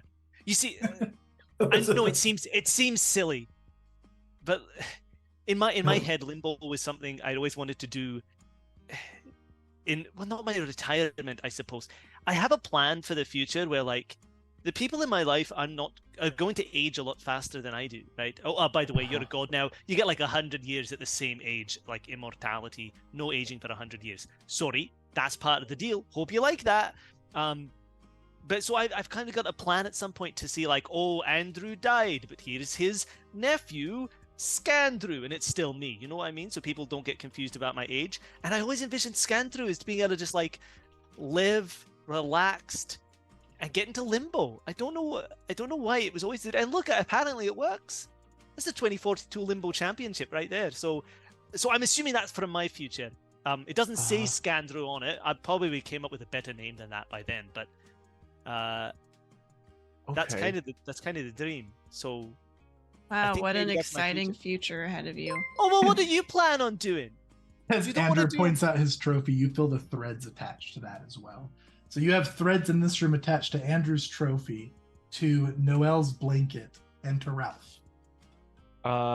Well, Jimmy, after hearing Andrew talk about this potential future, he wants to try that out, and so he's going to try to pull the threads on the trophy and see where that takes us. All right, excellent. As you do that, you see Will's home just tears apart and tears away, and a new scene forms. And Bill, why don't you give us a notable place that Andrew hopes to be in the future? Well, at the 2042 Limbo Finals, apparently. No, we're not at the Limbo Finals. We're not at the Limbo Finals by any means. We are in not a funeral home. That's not a thing. A funeral, it's like we're in a chapel. We're in a chapel, and you see right at the front there, we've got all the pews going to the front, and there is a coffin, and there is a big there's a big framed photo of Andrew Stewart. And this is him attending his own funeral as Scandrew, his nephew. So this is Andrew's funeral. He just thought it'd be a good thing to do to keep the idea going that he's not young for 100 years. He dies and as he got as time passed, Andrew started wearing more and more makeup to make himself seem a little older. It was stage. He was put extra crow's feet on so he could be now I'm he dyed his hair grayer, and he's like, I'm 60 and I died in a terrible fire, and here's my 30-year-old nephew. It's Scandrew, and then so he's Scandrew now. So you see a photo of Andrew looking a little bit older. Wow, you were actually serious about that. Well, what did you not have a plan for this? Look, I know you don't deal with many mortals in your life, but I have a lot of friends, and I don't want to string them along. Some of them I don't want to know about the divine nature. Like Mary Quinn, she'll know probably that's not me. Well, it is me, but I'm also me. But you have to have a plan for these things if you want to continue to function in mortal society without being like a freak, like 100-year-old strange, young man, old man freak. I look at this. I'll probably do one more before I pass on the spark as well. So if anyone has any good ideas for names after Scandrew, I'm obviously not very good at this. This is the Bill Stream classic, is changing names. Yeah, That's true. true. Oh, so good. Excellent. You can all call me Andrew. It's fine, but just remember that in the future I will be Scandrew. Repping for that. So as this scenery forms of Andrew's funeral, and there's some people there, crying and looking sad, and some people looking at peace and whatnot. Now, Noelle, you were holding your blanket in the last scene. That got torn away with this new scene. It's no longer in your hands. It's gone. Will, you're still holding your photo, and Jimmy, that photo now has strings reattached to it. Along with that, in the funeral, things that stand out and don't quite look like they belong. Noelle, what is something from your future that is either a trophy, represents good news, or represents a problem solved that is in this chapel at Andrew's funeral? It is a newspaper article. I guess maybe it's on a time. No, what I was debating is, would it make more sense for this to be on an unlocked phone with the headline, because that's more how people read news. You could see somebody on their phone reading it. Yes, that's what it is. That's what it is. It is a news article talking about the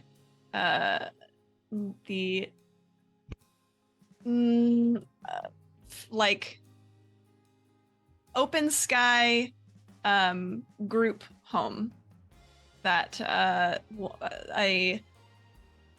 an anonymous benefactor built, basically, and founded for youth without a stable home. Okay, excellent. Yeah, so you see that article. Do you draw any attention to that, or you just kind of notice it? Noelle doesn't. Well, I think Noelle would she's a little confused to see it. So she'd probably kind of drift over toward that person a little bit and just like peer over their shoulder. Yeah. As you see Noelle's attention get drawn to that phone, Jimmy, you can feel strings attached to that as well. Mm-hmm. And then the last thing that's going to be out of place here is let's do one for you, Jimmy. A trophy, a piece of good news, or something that represents a problem solved for your future. Okay. Piece of good news would be I imagine it's a very, and in the same veins of what Will had, it's a very nice envelope, and this envelope it's got like a nice seal that would close it up, but it's been torn open, and inside it would be a wedding announcement, an invitation, and it says Jimmy and Jennifer. And this would be the piece of good news that Jimmy would hope for when he finally asks her out, and hopefully things go well. Fantastic. Yeah, and that announcement catches your eye, and you feel threads attached to that as well. So in here, you feel threads attaching to Will's photograph, to the phone with the news on it, and to your wedding invitation. What are you guys doing? I think Andrew is like looking at. He's loving it. He's walking around because he's seeing all the people. He's like, oh, look, and they're here, and they're here. Oh, look at, see, everybody came out. It's really lovely. You know, what's on the what's on the table? I'm looking at, you get the table with like stuff from the person's life. Delicious refreshments, very well catered. It's true. But so I'm looking at all like the things that are laid out for like, here was Andrew's favorite whatever, and here's this and that. Oh, look at this, and oh, I don't even like that yet. That's interesting. I never thought I'd get into that. Maybe I should give it a go. Apparently I love it. So yeah, it's interesting. James Joyce, really? Because I don't think he's.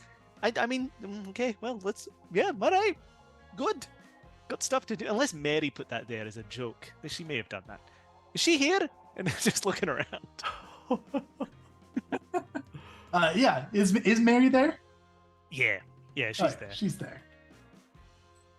Did these people react, or are they sort of similarly? You guys seem to be flies on the wall, so like they're interacting. They're going about as if they were at the funeral. The person that's holding the phone is clearly scrolling through, but it looks like every time this person on the phone scrolls, it's always back to that same news article. So the scene doesn't feel quite right, but yeah. I'm just gonna pluck the phone out of their hand. Yeah, they keep doing the motion with their thumbs like they're scrolling, but you now have the phone. Okay, I'll don't go be rude read to it. my mourners. They're not real. They will be. Will ask Jimmy, you see any more of those threads? Can you get us back home?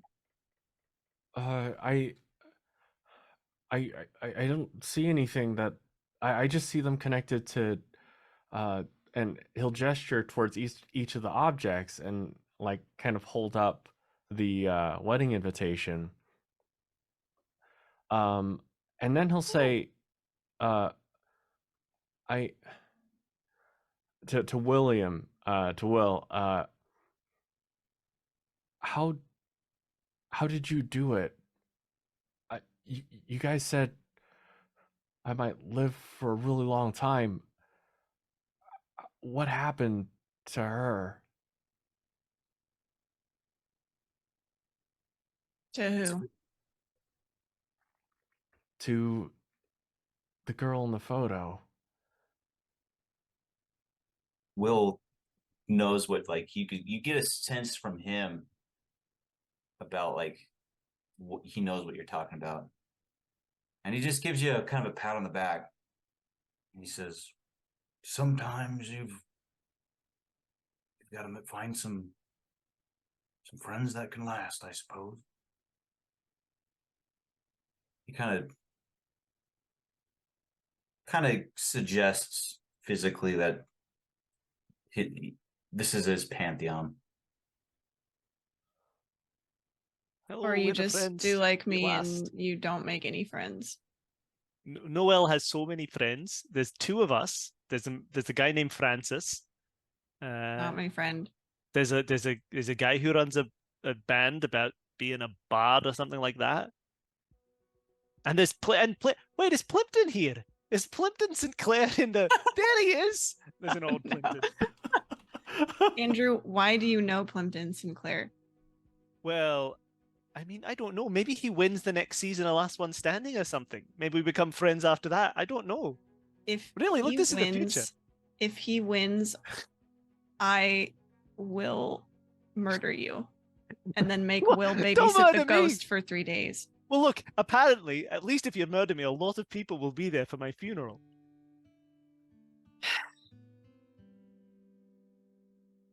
Well, anyway, yeah, you just like figure it out.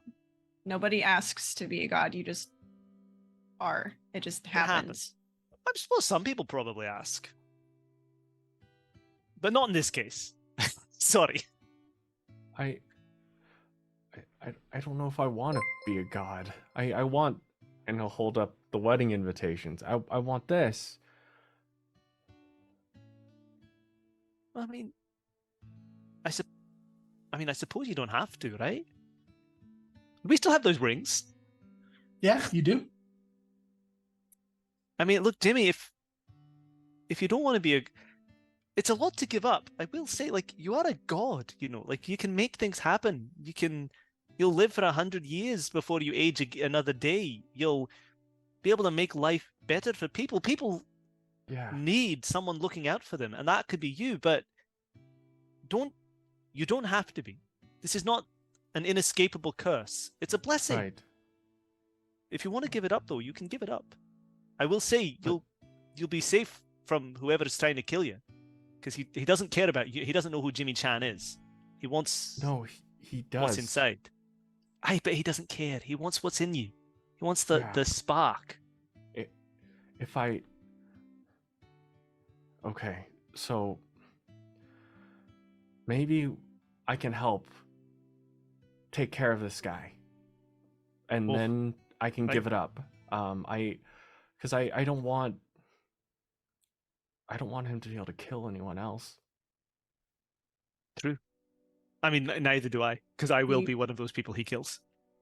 Your spatula will really come in handy. Yeah, I don't know where that went.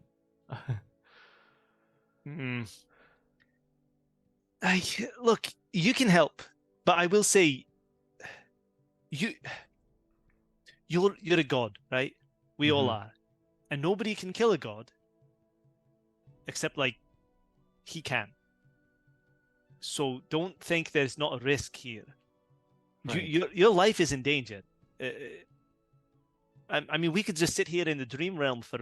I mean, I suppose we could kind of just sit here forever if we wanted to, as long as we can eat food. I don't know how that works, but like, if we go back, we're gonna have to deal with him, and he does want to kill you. I don't want to sugarcoat it. But don't make any big decisions until you've had some time to think about it.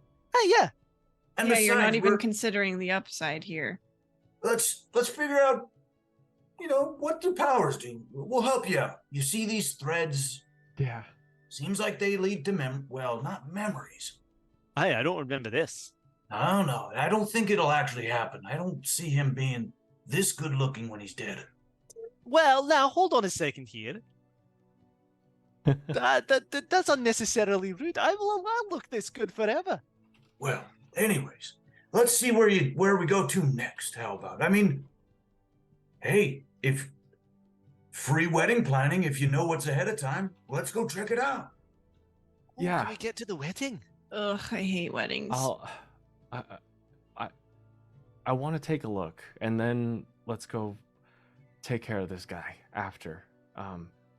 It'll be quick. And are the threads on the wedding invitation? They are. Okay, I'd like to pull them. All right. You tug at the threads of this wedding invitation, and the scene starts pulling apart, and a new scene starts to form. But before we reveal what it is, we're going to take a quick break. Snap. Before we take a quick break, I just have to explain because I am like blown away. I call this a memory maze, right? There was Bloody different bears. paths to take. You guys went straight from the beginning to the end perfectly. Oh my You didn't gosh! go one that's wrong amazing. direction. We just kept pulling on the leftmost string, and that you'll always solve the maze that way. Winners go left. There you go. So that was pretty cool. So we'll see what's at the end of this memory maze when we get back. We're going to take like a 10 to 15 minute break. So stick around, everybody. We're going to take a rest, and we'll see you in just a few. All right. Welcome back, fellow geeks. Thanks for hanging around, letting us take a quick rest. We are traveling through literal memory lanes right now with whatever god Jimmy is. And we just wrapped up our last memory, and Jimmy has pulled on the threads to his future wedding invitation and is changing the scene once again. And now, as you pull these threads and you pull away the chapel, the funeral, this time, Jimmy, the scene is a little bit odd as the veil pulls back and creates a new scene. You're actually in the middle of some sort of cemetery. All of you are standing there. All of your personal items that were holding strings before are gone. The blankets, the photos, the phone, all of it melts away.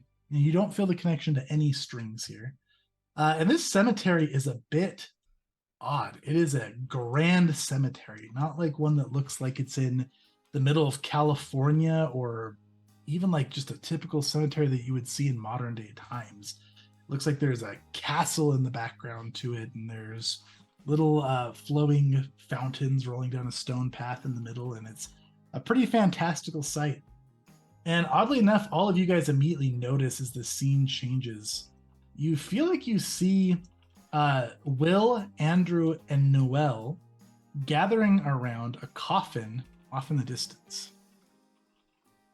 This is a weird place for a wedding. Oh my Hey, It's pretty unconventional. Is that us? Or is that another? What is? Are you guys Oh, seeing yeah. that too? I That's- don't know anyone else that good looking from the behind. That must be me. hey, of course. I don't like us all together being at a cemetery, because we're going to look at that grave and it's going to be someone very scary and narratively important. Do these who we think is us? Are they like conscious of us? They don't seem to be yet. They all look very sad. They look like they're all in mourning over this coffin. I only ask because if Will has his back to them, he is the god of hindsight, so he would see them. Okay, excellent. Yeah, he does not seem to be aware of them. Okay. It must not be me. Does even Noel look sad? Yeah, That can't be me. That's not Noel. This is very odd. Jimmy, help us out here. Is this you've been here before? No, I've never been here before. Maybe I will be. This seems like a pretty beautiful place. I don't know if I'd pick it for a wedding though. I don't think we're at the wedding. I think we're at another funeral. I think I don't know why we're here, but I don't think this is your wedding. I think this is something spooky. Well, let's rip Let's- the band-aid off and go see. All right. Noel starts marching over there. Will Excellent. whisper to Jimmy. This is typically how she does things. We just kind of follow along, Okay. and then we get her out of the trouble she makes for herself. Mhm. She's the goddess of birds, and she's like the goose at the front of the V. So we just sort of like go in her wake, and Oh. it just makes stuff easier for us. Right. Okay. Let's go. Hey, all right. excellent. You guys Quack, falling behind. Quack, quack, quack. You all Yeah. have hockey sticks suddenly. Fantastic. All right, yeah, as you guys approach, you can see that all of yourselves perk up in the distance as if they sense your presence. And all of them kind of step aside and turn around. And as they step aside, first notably, Jimmy, you can see that in the coffin is your pale dead face. And as the rest of you turn around and look at yourselves, it is not your normal faces looking back at you. Though everything else looks similar, the faces look like they're missing, just with a void oval shape. And in that oval in the front of your faces looks to be some sort of endless twilight with two little blue flames flickering for eyes. No mouths.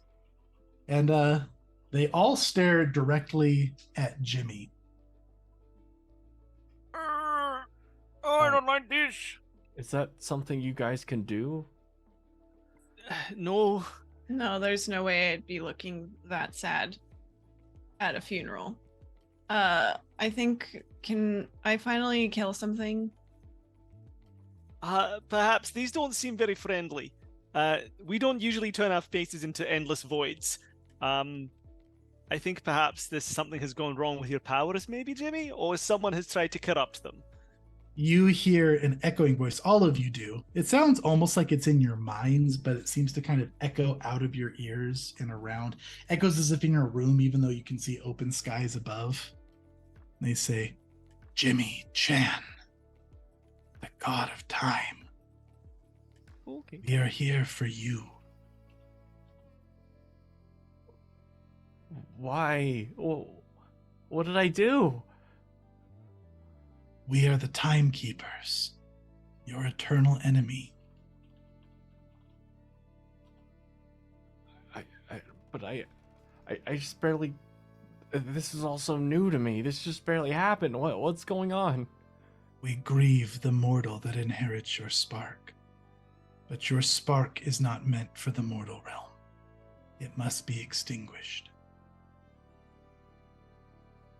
But there's so much I haven't done yet.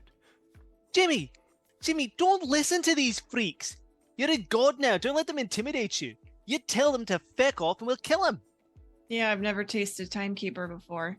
Andrew Stewart. Oh, Noel, he knows my name. do not aid the god of time. You have no sorry. idea the implications this will have for your timeline. Yeah. Be quiet. Just be quiet, maybe. You must be exterminated here and now. Do not resist. Assist us. All right, do you have a weapon that you're going to kill him with? We need no weapon. Hand your weapons to me and I'll do the job. They take a sinister step forward. They start very slowly walking in a line towards you all. Okay, well, I'm starving. Noelle's gonna go charge. All right, excellent. We are going to go into initiative. Now, unlike rolling for initiative like normal, you guys are going to choose the order in which you want to act. So, who do you want to go first? And then, Matt, for you, we have our little cheat sheet we use here. Battle of Fists is going to be your best reference here on that cheat sheet. Okay. All right, who's up? Of course, Noelle. She went forward. Okay, Oh, I'll also, take. let's Yeah, get I'll the- take Let's get the music somewhere appropriate. Let's get some comment music. All right, Noah, what you got? I want to use a shard a shard to unlock my Minotaur powers. All right, what does that look like? You getting the horns? You getting the charging? I'm getting the charge, so I think it just Noelle. It's like hooves, massive calves. Like, what is it? No, I think it's more like she when she runs, there's like almost like heat like generating, like she's running so fast and with like you can like see the force that she's generating, and she like leaves like big thunderous steps in her wake. Also, for some reason, she has a piercing in her nose. Yeah. I love that. That's so cool. Fantastic. All right. Okay, I'm gonna Shard charge. happens. Get your minotaurs. Yeah, and I'm gonna charge Andrew, sorry. Ah! Hopefully the timekeeper version of me. Yeah, that's what I'm gonna do. So I need to roll some things. Speed and fighting. Roll an 8. Now, as Noah is rolling those dice, for you, Jimmy, something so you can start thinking about is once they say this to you, and after this starts sinking in, you can almost hear their voices reverberating in your head saying, God of Time. And as they say that, it's like everything just clicks into place in your brain. Everything that you were just doing makes sense. You have control over time. The threads that you were pulling were strands of time of past, present, future. And the way you manipulate them starts to make a little more sense in your head. And you can actually start feeling a connection to things around you. You feel like time is everywhere. And so you now have a little bit more understanding of your dominion if you want to try to do manifestations. Great. All right, what you got, Noel? I got 7 successes. 7 successes. Now you have +3 to your damage here, correct? No, that's a smooth +5. +5 to my damage. plus your normal, so +8 when you charge, correct? It's insane. Excellent. Yes. So that's going to be a whopping 14 damage, if my math is correct. And their defense, instead of doing a normal defense, they're going to spend a shard. And as you slam into this Andrew, you can feel the reverberation as that same hit looks like it slams into the real Andrew. And they're going to split this damage. So, Andrew, you're taking 7 damage as well as the timekeeper, Andrew. I don't like it. I've only got 7 health. So, Matt, just for you for combat reference, since this is your first one, if your health would get exceeded, you can either put it into your psych or you can take conditions, physical conditions, in place of damage. Okay. You can have a total of 10 levels of conditions, and you have 4 condition slots. Well, presumably I can take all 7 to my health. Yeah. And then the next hit would hit my psyche, but I'll actually put it into conditions. Yep, you don't die until your psych and health are maxed out. Yeah, well, I'll just max them out before I start taking any conditions. Sounds great. Okay, anything else for you, Noel? No, I don't think so. Does Andrew, do I realize what has happened? Yeah, you hear me go, probably. Half that damage went to me! And the blue, lifeless eye flames of that Andrew just stares down at you as if it does not have a care in the world. All right, next up is going to be the Timekeeper Noel. And the Timekeeper Noel is going to run straight for Jimmy. And is going to make an attack on Jimmy. So, Jimmy, you have an option here of a few different defenses that you can react with if you would like. So it looks like she's running at you with some claws. It looks like she manifests claws just like you saw Noelle do when she first met you. Yeah. And so you can brace and just try to block it. You can try to catch it, or you can do you can block it, dodge it. You can try to run for cover, or you can use a manifestation if you have one that you think would be applicable. Okay. I think I would just try to block it. Like, everything that's happening is so it's throwing him off. He's kind of in shock, and so the only thing he could think to do is just to raise his hands up in front of him. Fantastic. You're going to roll a number of dice equal to your fighting plus speed to block. Okay. And then we do have Pantheon dice. We have 4 of those if you want to use those. We have 8 curse dice if you want to use any of those. You do technically take a penalty to block if you don't have a weapon. Oh, I do not have a weapon. Okay. Just so you know, I think it's a -2. -2. Yep. All right. I'm going to use 3 cursed dice because that otherwise I would have been 1 die. Fantastic. I love it. All right. That is 1 success here. And then mine is not rolling. Let's see here. There we go. All right, here we go. There's my roll. Those were D6s. Those were D6s. Dang it. Let's do better this time. Oh no, no successes on all D6s. There we go. All right, that's going to be 1, 2, 3, 4, 5, 6. And then she is considered to have +3 damage. So that's going to be 9 damage negated down to 8. So that's going to be 8 damage going through to you, Jimmy. Okay. So you can split that to your health. If you need excess, you can spread it to your psych. And if not, you can add a condition. You can have one of your limbs injured. You can start bleeding. There's a few things that you can take. Okay. All right. So I have 6 health. So, is it 1-to-1 for like conditions? Yep. Okay. So you can take like bleeding 3. You can take it up to 5. You can have 10 total levels of conditions. And the worse the condition, the more levels in the condition, the worse the penalty that applies. Okay.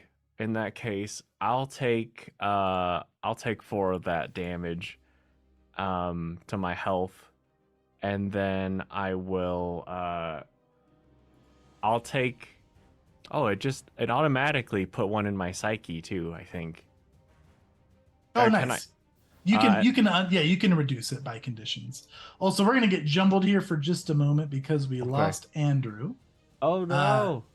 So yeah, in fact, let's go do a quick be right back so we can solve this technical issue. I think Jimmy accidentally froze Andrew in time. Oh when he got hit. no. So stick around. We'll be right back while we sort this out, chat. All right, welcome back, everybody. Sorry for the brief tech issue. We got Andrew back. We're all good to go. Noelle and the fake Noelle have just both acted, and now you guys get to choose who acts next.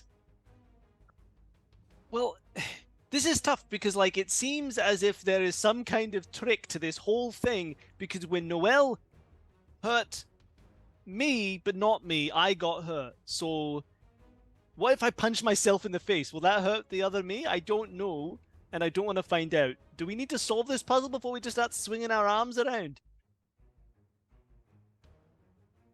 Yeah, punch yourself in the face. See how that goes. Or just protect Jimmy. That is the plan. If I can go next, I can try and do a protection field. Okay. All right, that's the plan. Let's try and keep Jimmy safe. Protect Jimmy.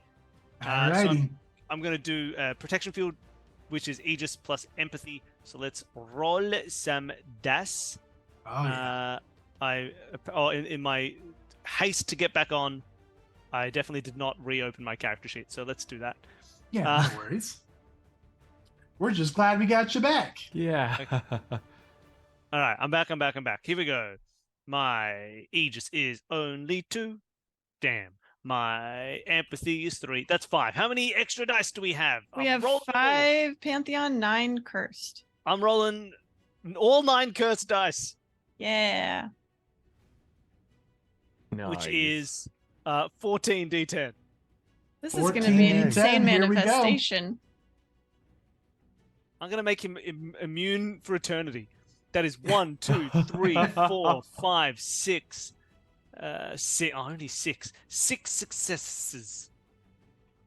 So, on 6 successes, let's look at our manifest measures. I do not need targets because I'm targeting just one person. Because, sorry, everyone, I'm just going to make this work really well for Jimmy. They don't really want to hurt us, right? So 1 on Jimmy. And then, so 0 on that. And then I'm trying to consider the extent of the change. Because I could do a colossal change for one scene. So for the rest of the scene, he literally cannot be hurt in any way by anyone at all. He's immune to everything, untouchable in any way. There we go. That would be 6 successes for the rest. Or I could have it be a large change, which is not quite colossal, but it's kind of obscure, and last all day. But let's just go for a scene, and he is unfathomably immune to damage. I love it. What does that look like? And what award or fourth wall are you manifesting? Let's use the fourth wall rather than any awards. Let's just say that suddenly you see like all of our kind of vision like just moves up and moves up and moves up, and it's like we're looking down at ourselves, but instead of people in a world where like circles on a hex grid or on a square grid, it's kind of weird. And then we just sort of, you just see like little mouse comes, it hovers over Jimmy's circle, just like sets health to 999,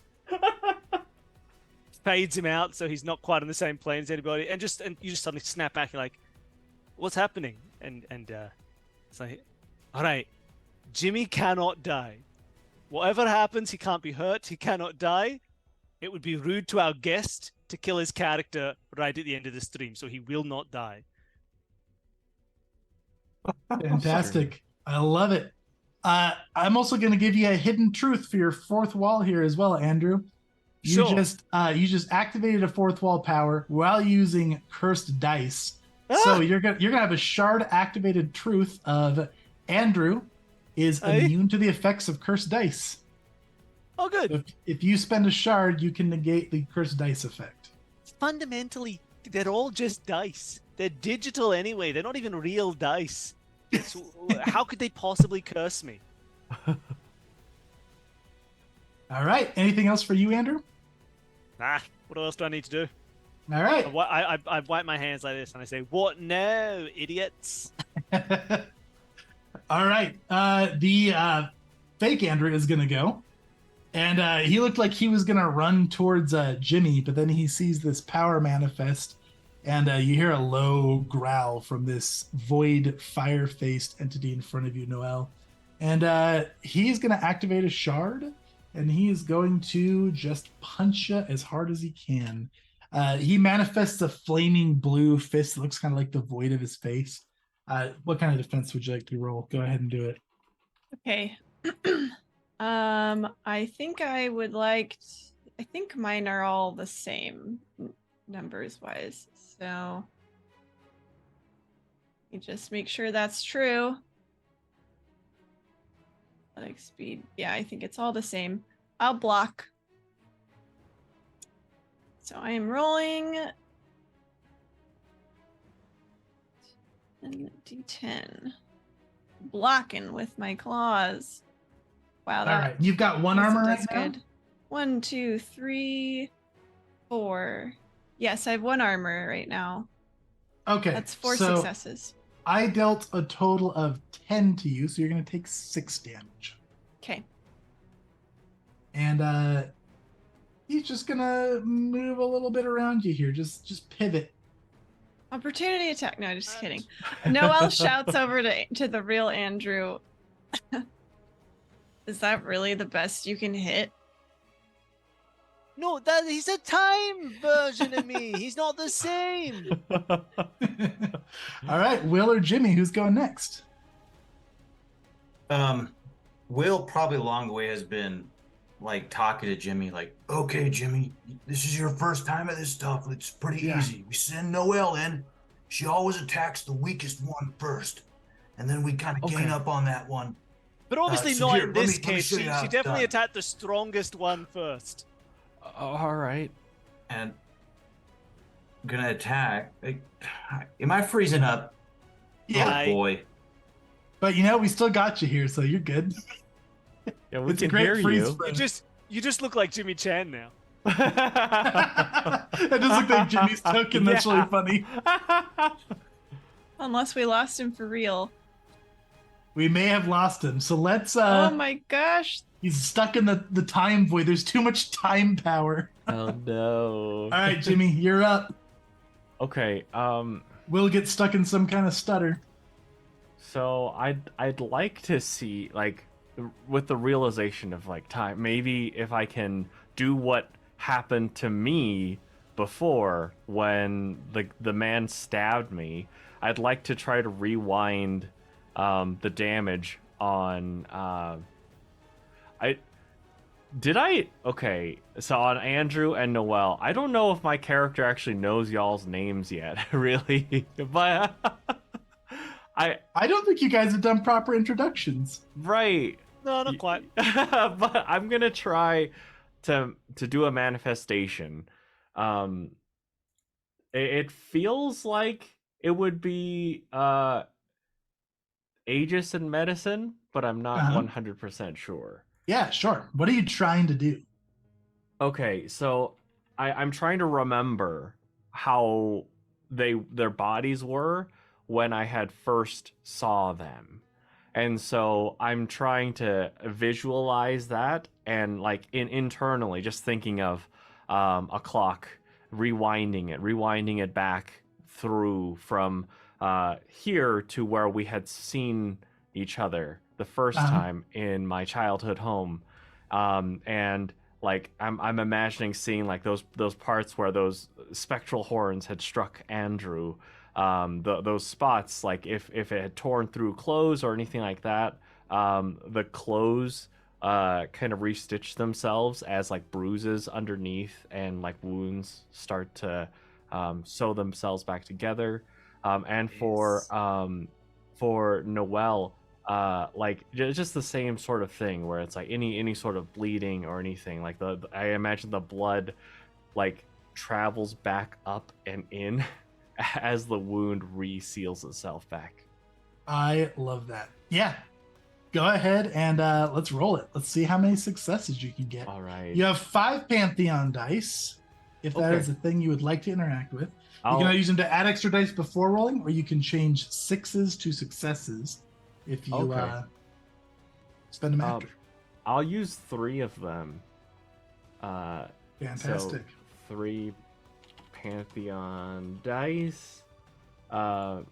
For 1, 2, 3, 4 successes. 4 successes. Excellent. So you have 4 here. And so you're trying to patch up Andrew and Noel, correct? Yes. So that's going to take 1 of your successes. Okay. You can split damage to remove or conditions 1 for 1 from them if you like, with the 3 extra. Okay. You also feel threads attached. So for each one of them that you heal at least 1 damage from, you'll feel a thread attached to their timekeeper version. And you can spend a success to tug on that if you would like and see what happens. And then also, if you want extra successes, you can spend 1 of your fragments to get 2 extra on a manifestation. Oh my gosh. Okay, I'll spend a fragment. Spend Alright. all of them. Get 6 extra. What how much do I need to heal up? Like, would I be able to heal them up to full at this point? If you get enough successes. Okay. So, all right, I'll spend 2 fragments then. Okay, so that puts you up for 1 for the targets, and now you've got 5 to work with. Okay.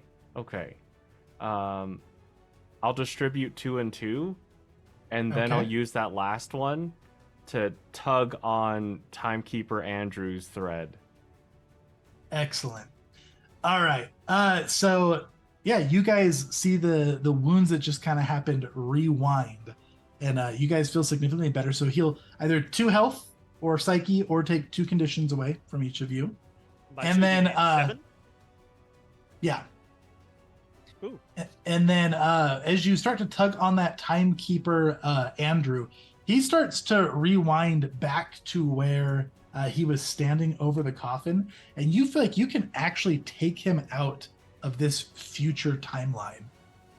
So what does that look like, taking him away? Oh my gosh. Okay, so in that case, I imagine that like tugging the threads, internally, Jimmy, when he sees the thread, he starts pulling at it, and then everything is gone. He just sees the timekeeper, Andrew, there, and the thread. It's almost like the thread, as he's pulling it, he's pulling away a bit of this version of Andrew, as though Andrew were a spool. And as he's pulling this timekeeper Andrew, like starting from, I imagine, just kind of like the hip, you see that part just kind of fade into blackness until he just keeps pulling and pulling until eventually it's just that void face that's being continuously pulled until it's gone. Fantastic. And That was as the that one face to goes there, it wisps away, except for just 1 little wisp of blue flame that gets left behind. The other 2 timekeepers look back and make kind of a hissing sound. they start to kind of back away, looking kind of nervous. They look towards Jimmy, who's completely protected by Andrew's protective field. Plot armor. And you guys hear that whispering voice echoing in the sky in your minds again. You have chosen an eternal enemy, Jimmy Chan. We will end your existence. We will gather in force, and we will make sure that you cease to exist. We hope you understand this. And then with like a screeching scream type sound, they turn into blue vortex of flames and they disappear. And we are out of initiative. Okay. Holy All right. cow. Will looks up from eating Biscoff and he's, what did I miss? Oh boy. Anyway, I'm back. You got stuck in like a time loop for a moment there. Was it a loop where you ate the last Biscoff and you're like, man, that was good, and you look and there's one more. Again. And as these time lords disappear, there's still that one blue flame of the one that Jimmy unraveled. And then up at the top of this grand staircase of the cemetery, you guys can see the doors, these very large metal doors creak open.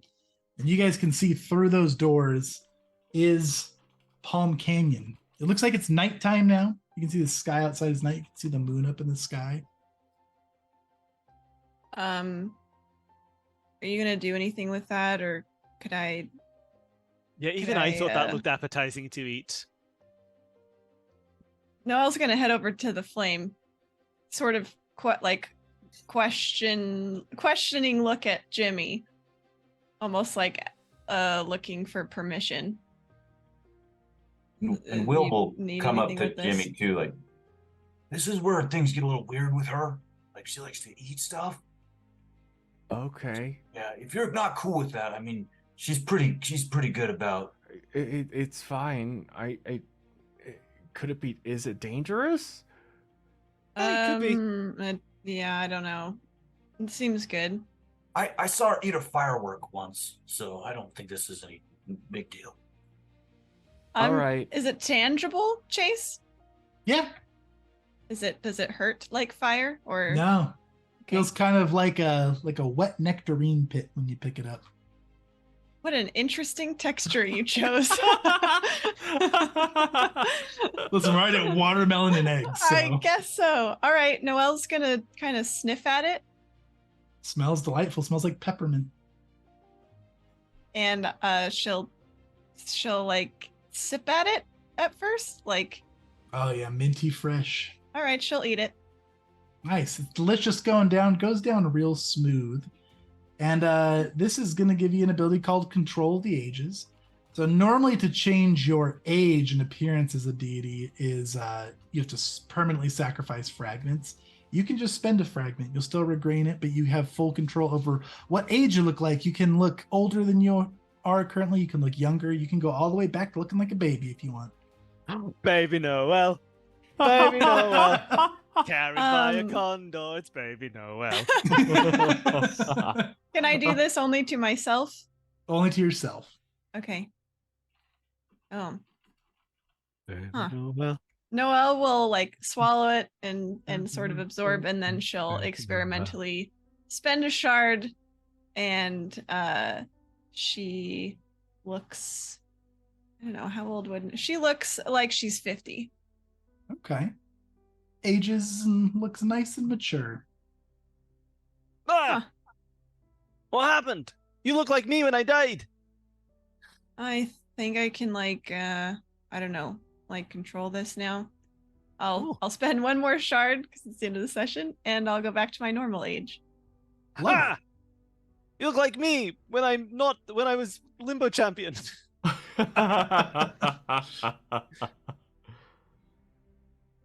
All right. Well, it's too bad you didn't eat this, Andrew. Then you wouldn't have to fake your funeral.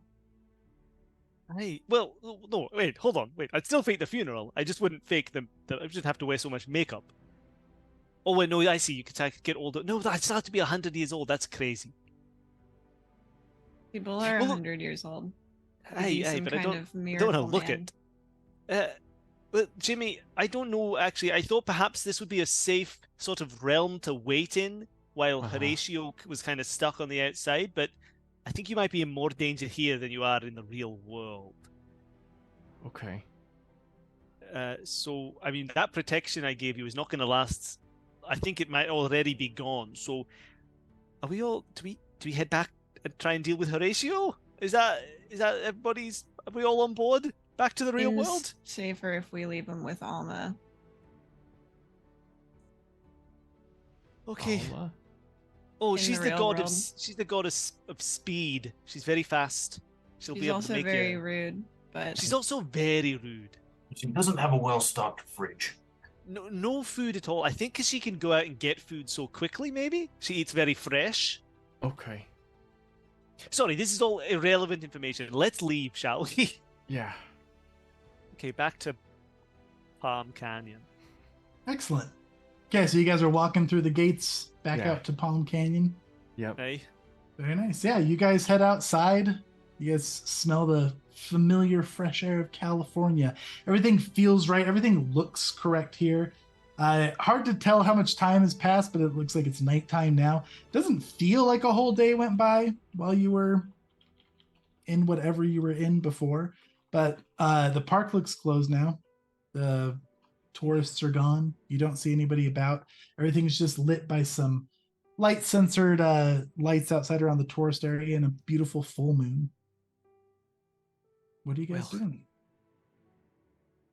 I can try to get us back to Alma's if you want.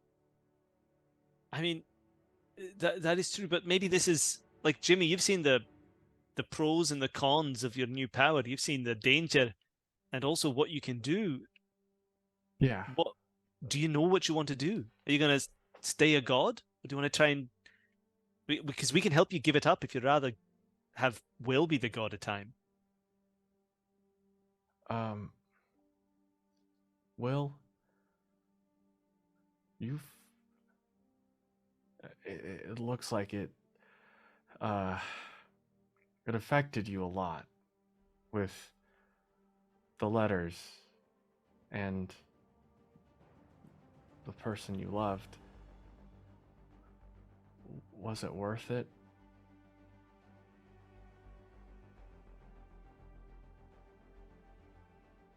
Will looks at Andrew and Noel. Most days, it's worth it. Yeah. And he reaches his hand out, like to hold Noel's hand. Come on. She'll roll her eyes, but she will hold his hand. And he's like, You don't want to look 50 again, do you? No, I think I'll just stay like I am. gives you a wink. Okay. All right. If there's any way I can help, I want to help. I don't want that man to kill anyone. Especially not you. You've put yourselves in harm's way for me. Thank you. All right.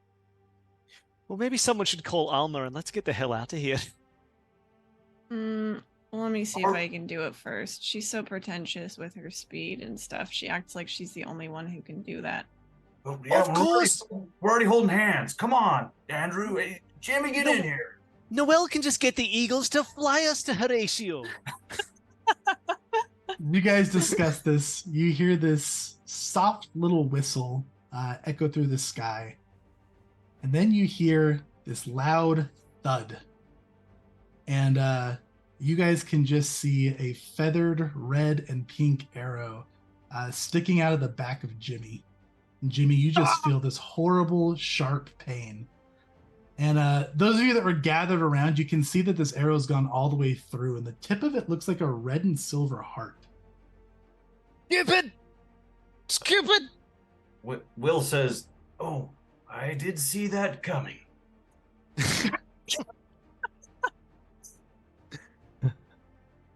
Jimmy, you feel all power from you just fading. You felt this strange surge of power a couple weeks ago when these things started happening to you, and you feel like things are just starting to melt away.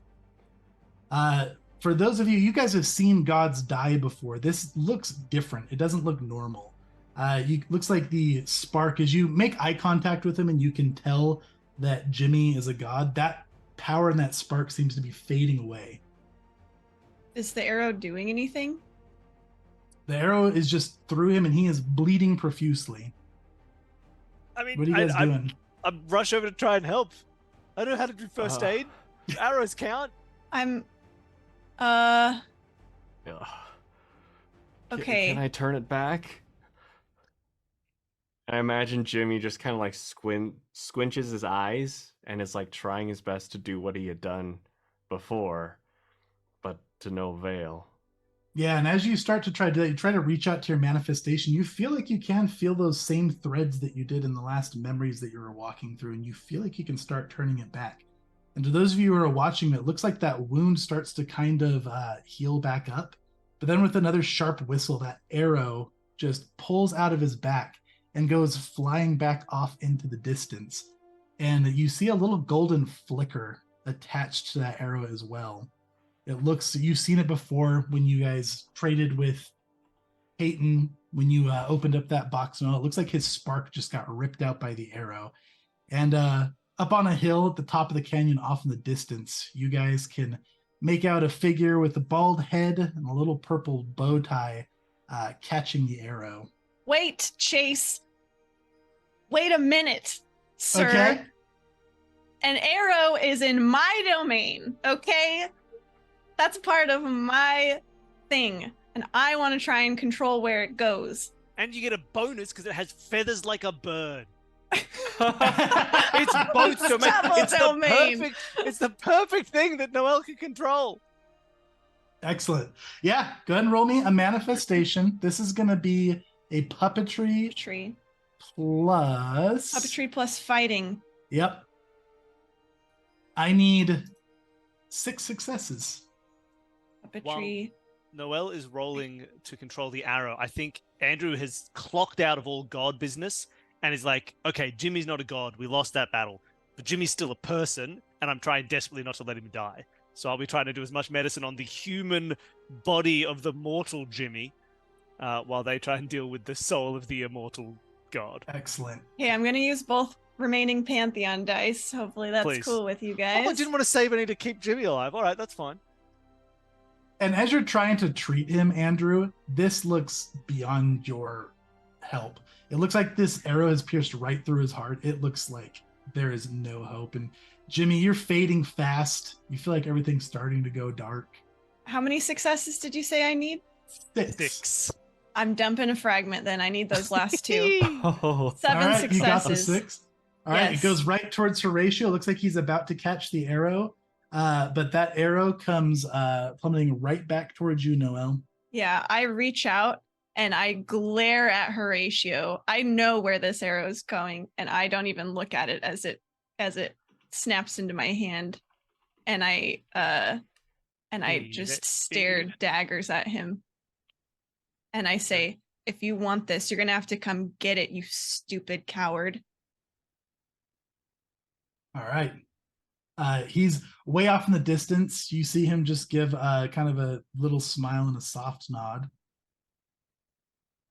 And what are you guys doing with Jimmy? I'm still trying. It might not get me anywhere, but Andrew's, he's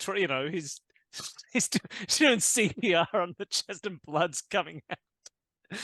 Yeah. And as you I'm get just that trying. arrow back, Noel, it starts to glow brighter as it comes back towards Jimmy. Oh, I want to see if I can put the spark back in. Yeah. Oh, Will, I don't really know how. Andrew, I don't know. This thing's glowing. I don't want to stab him again, but like, here is Listen, this. Noel, 22 new people have just arrived here just to watch you try and save Jimmy Chan by stabbing him with the arrow that killed him not seconds ago. And all those people, they don't know any of the context of what's happening. They're here just to see this happen. So believe in yourself. You're the god of weapons. You're the god of birds. An arrow is everything you are. So jam it into this man's heart, damn it, and see if you can keep him alive. And if he dies, he's dying anyway. So give it a go. Okay. Will will support you on this action if he can. Okay. How's the spark behaving? It's just glowing like as I move it closer to Jimmy? The closer you get to it, the brighter it gets. It looks like it's wanting to go back to Jimmy. Okay. I mean, I'm going to start by just sort of holding the arrow as close to him as I can, short Excellent. of literally stabbing him with it. You have to commit, Noel. Stab him. Yeah. As you get it close, it starts to glow and it starts to go back into that wound.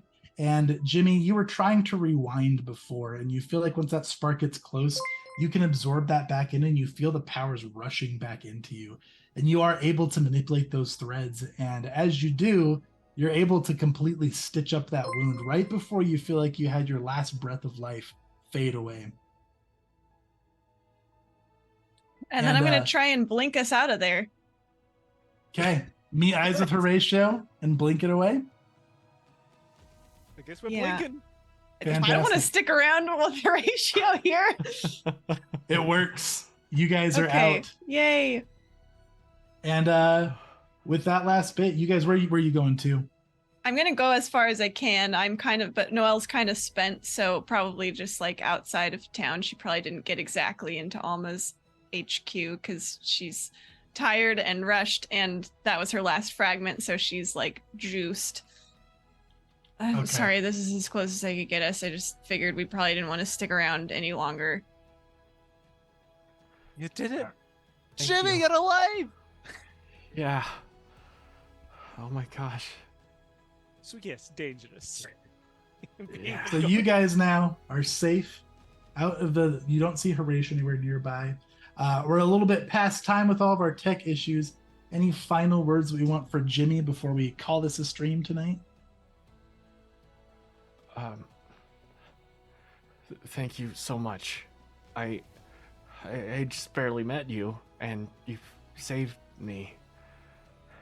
You saved my life. I hope that I hope I can do the same if it comes down to it, in some way. So do I. I have your number. He's got everyone's number. Yeah, he's a little bit of a creep. All right. Well, great. And with that, all of you guys get a group text from Alma saying, Horatio knows where you are. And as that message comes across, you guys have Jimmy to safety. We will go ahead and we'll call this one to be continued with our finale next week. Ooh. So thanks so much for joining us tonight, everybody. Thank you for guesting with us, Matt. Yeah, sorry, everybody, that we had some tech issues there at the end. We are a little bit over time. We have some people who got some things that need to be done. So we're going to wrap this up pretty quickly. For those of us who are usual on the stream, let's just do a quick plug. Bill, where can you be found? Head to consumethismedia.com. You can check out my escape room podcast, my murder mystery podcast, and anything else that I do. Yes, indeed. Good content. Check out Bill. Nathan, what about you? Yeah, Nathan, knightsofasteel.com. knightsofasteel.com. Find our apps and things there on the website. It's great apps. Look it up. Use it in your next campaign, no matter what the game is. It's very helpful. Tori and Katie and I are part of the Level 1 Geek team. You guys can find us here. If we have announcements, we'll talk about them in the Discord. And for those of you who joined the raid, thanks for joining. We appreciate you all. Saw you guys are here right at the tail end. And most importantly, Matt, thanks for guesting. Where can you be found? Of course, it was such a pleasure. It's so great to see y'all again. My name is Matt, and you can find me everywhere as Improv and RPG. Yes, indeed. Great content. Always a delight having Matt on the channel. Thank you. All right, guys, we're out of time, so we're going to head out tonight. Join us next week, same time, next Monday for our finale, and we will catch you guys for the final showdown with Horatio. Have a good night, everybody. We'll catch you next time. Bye, everybody.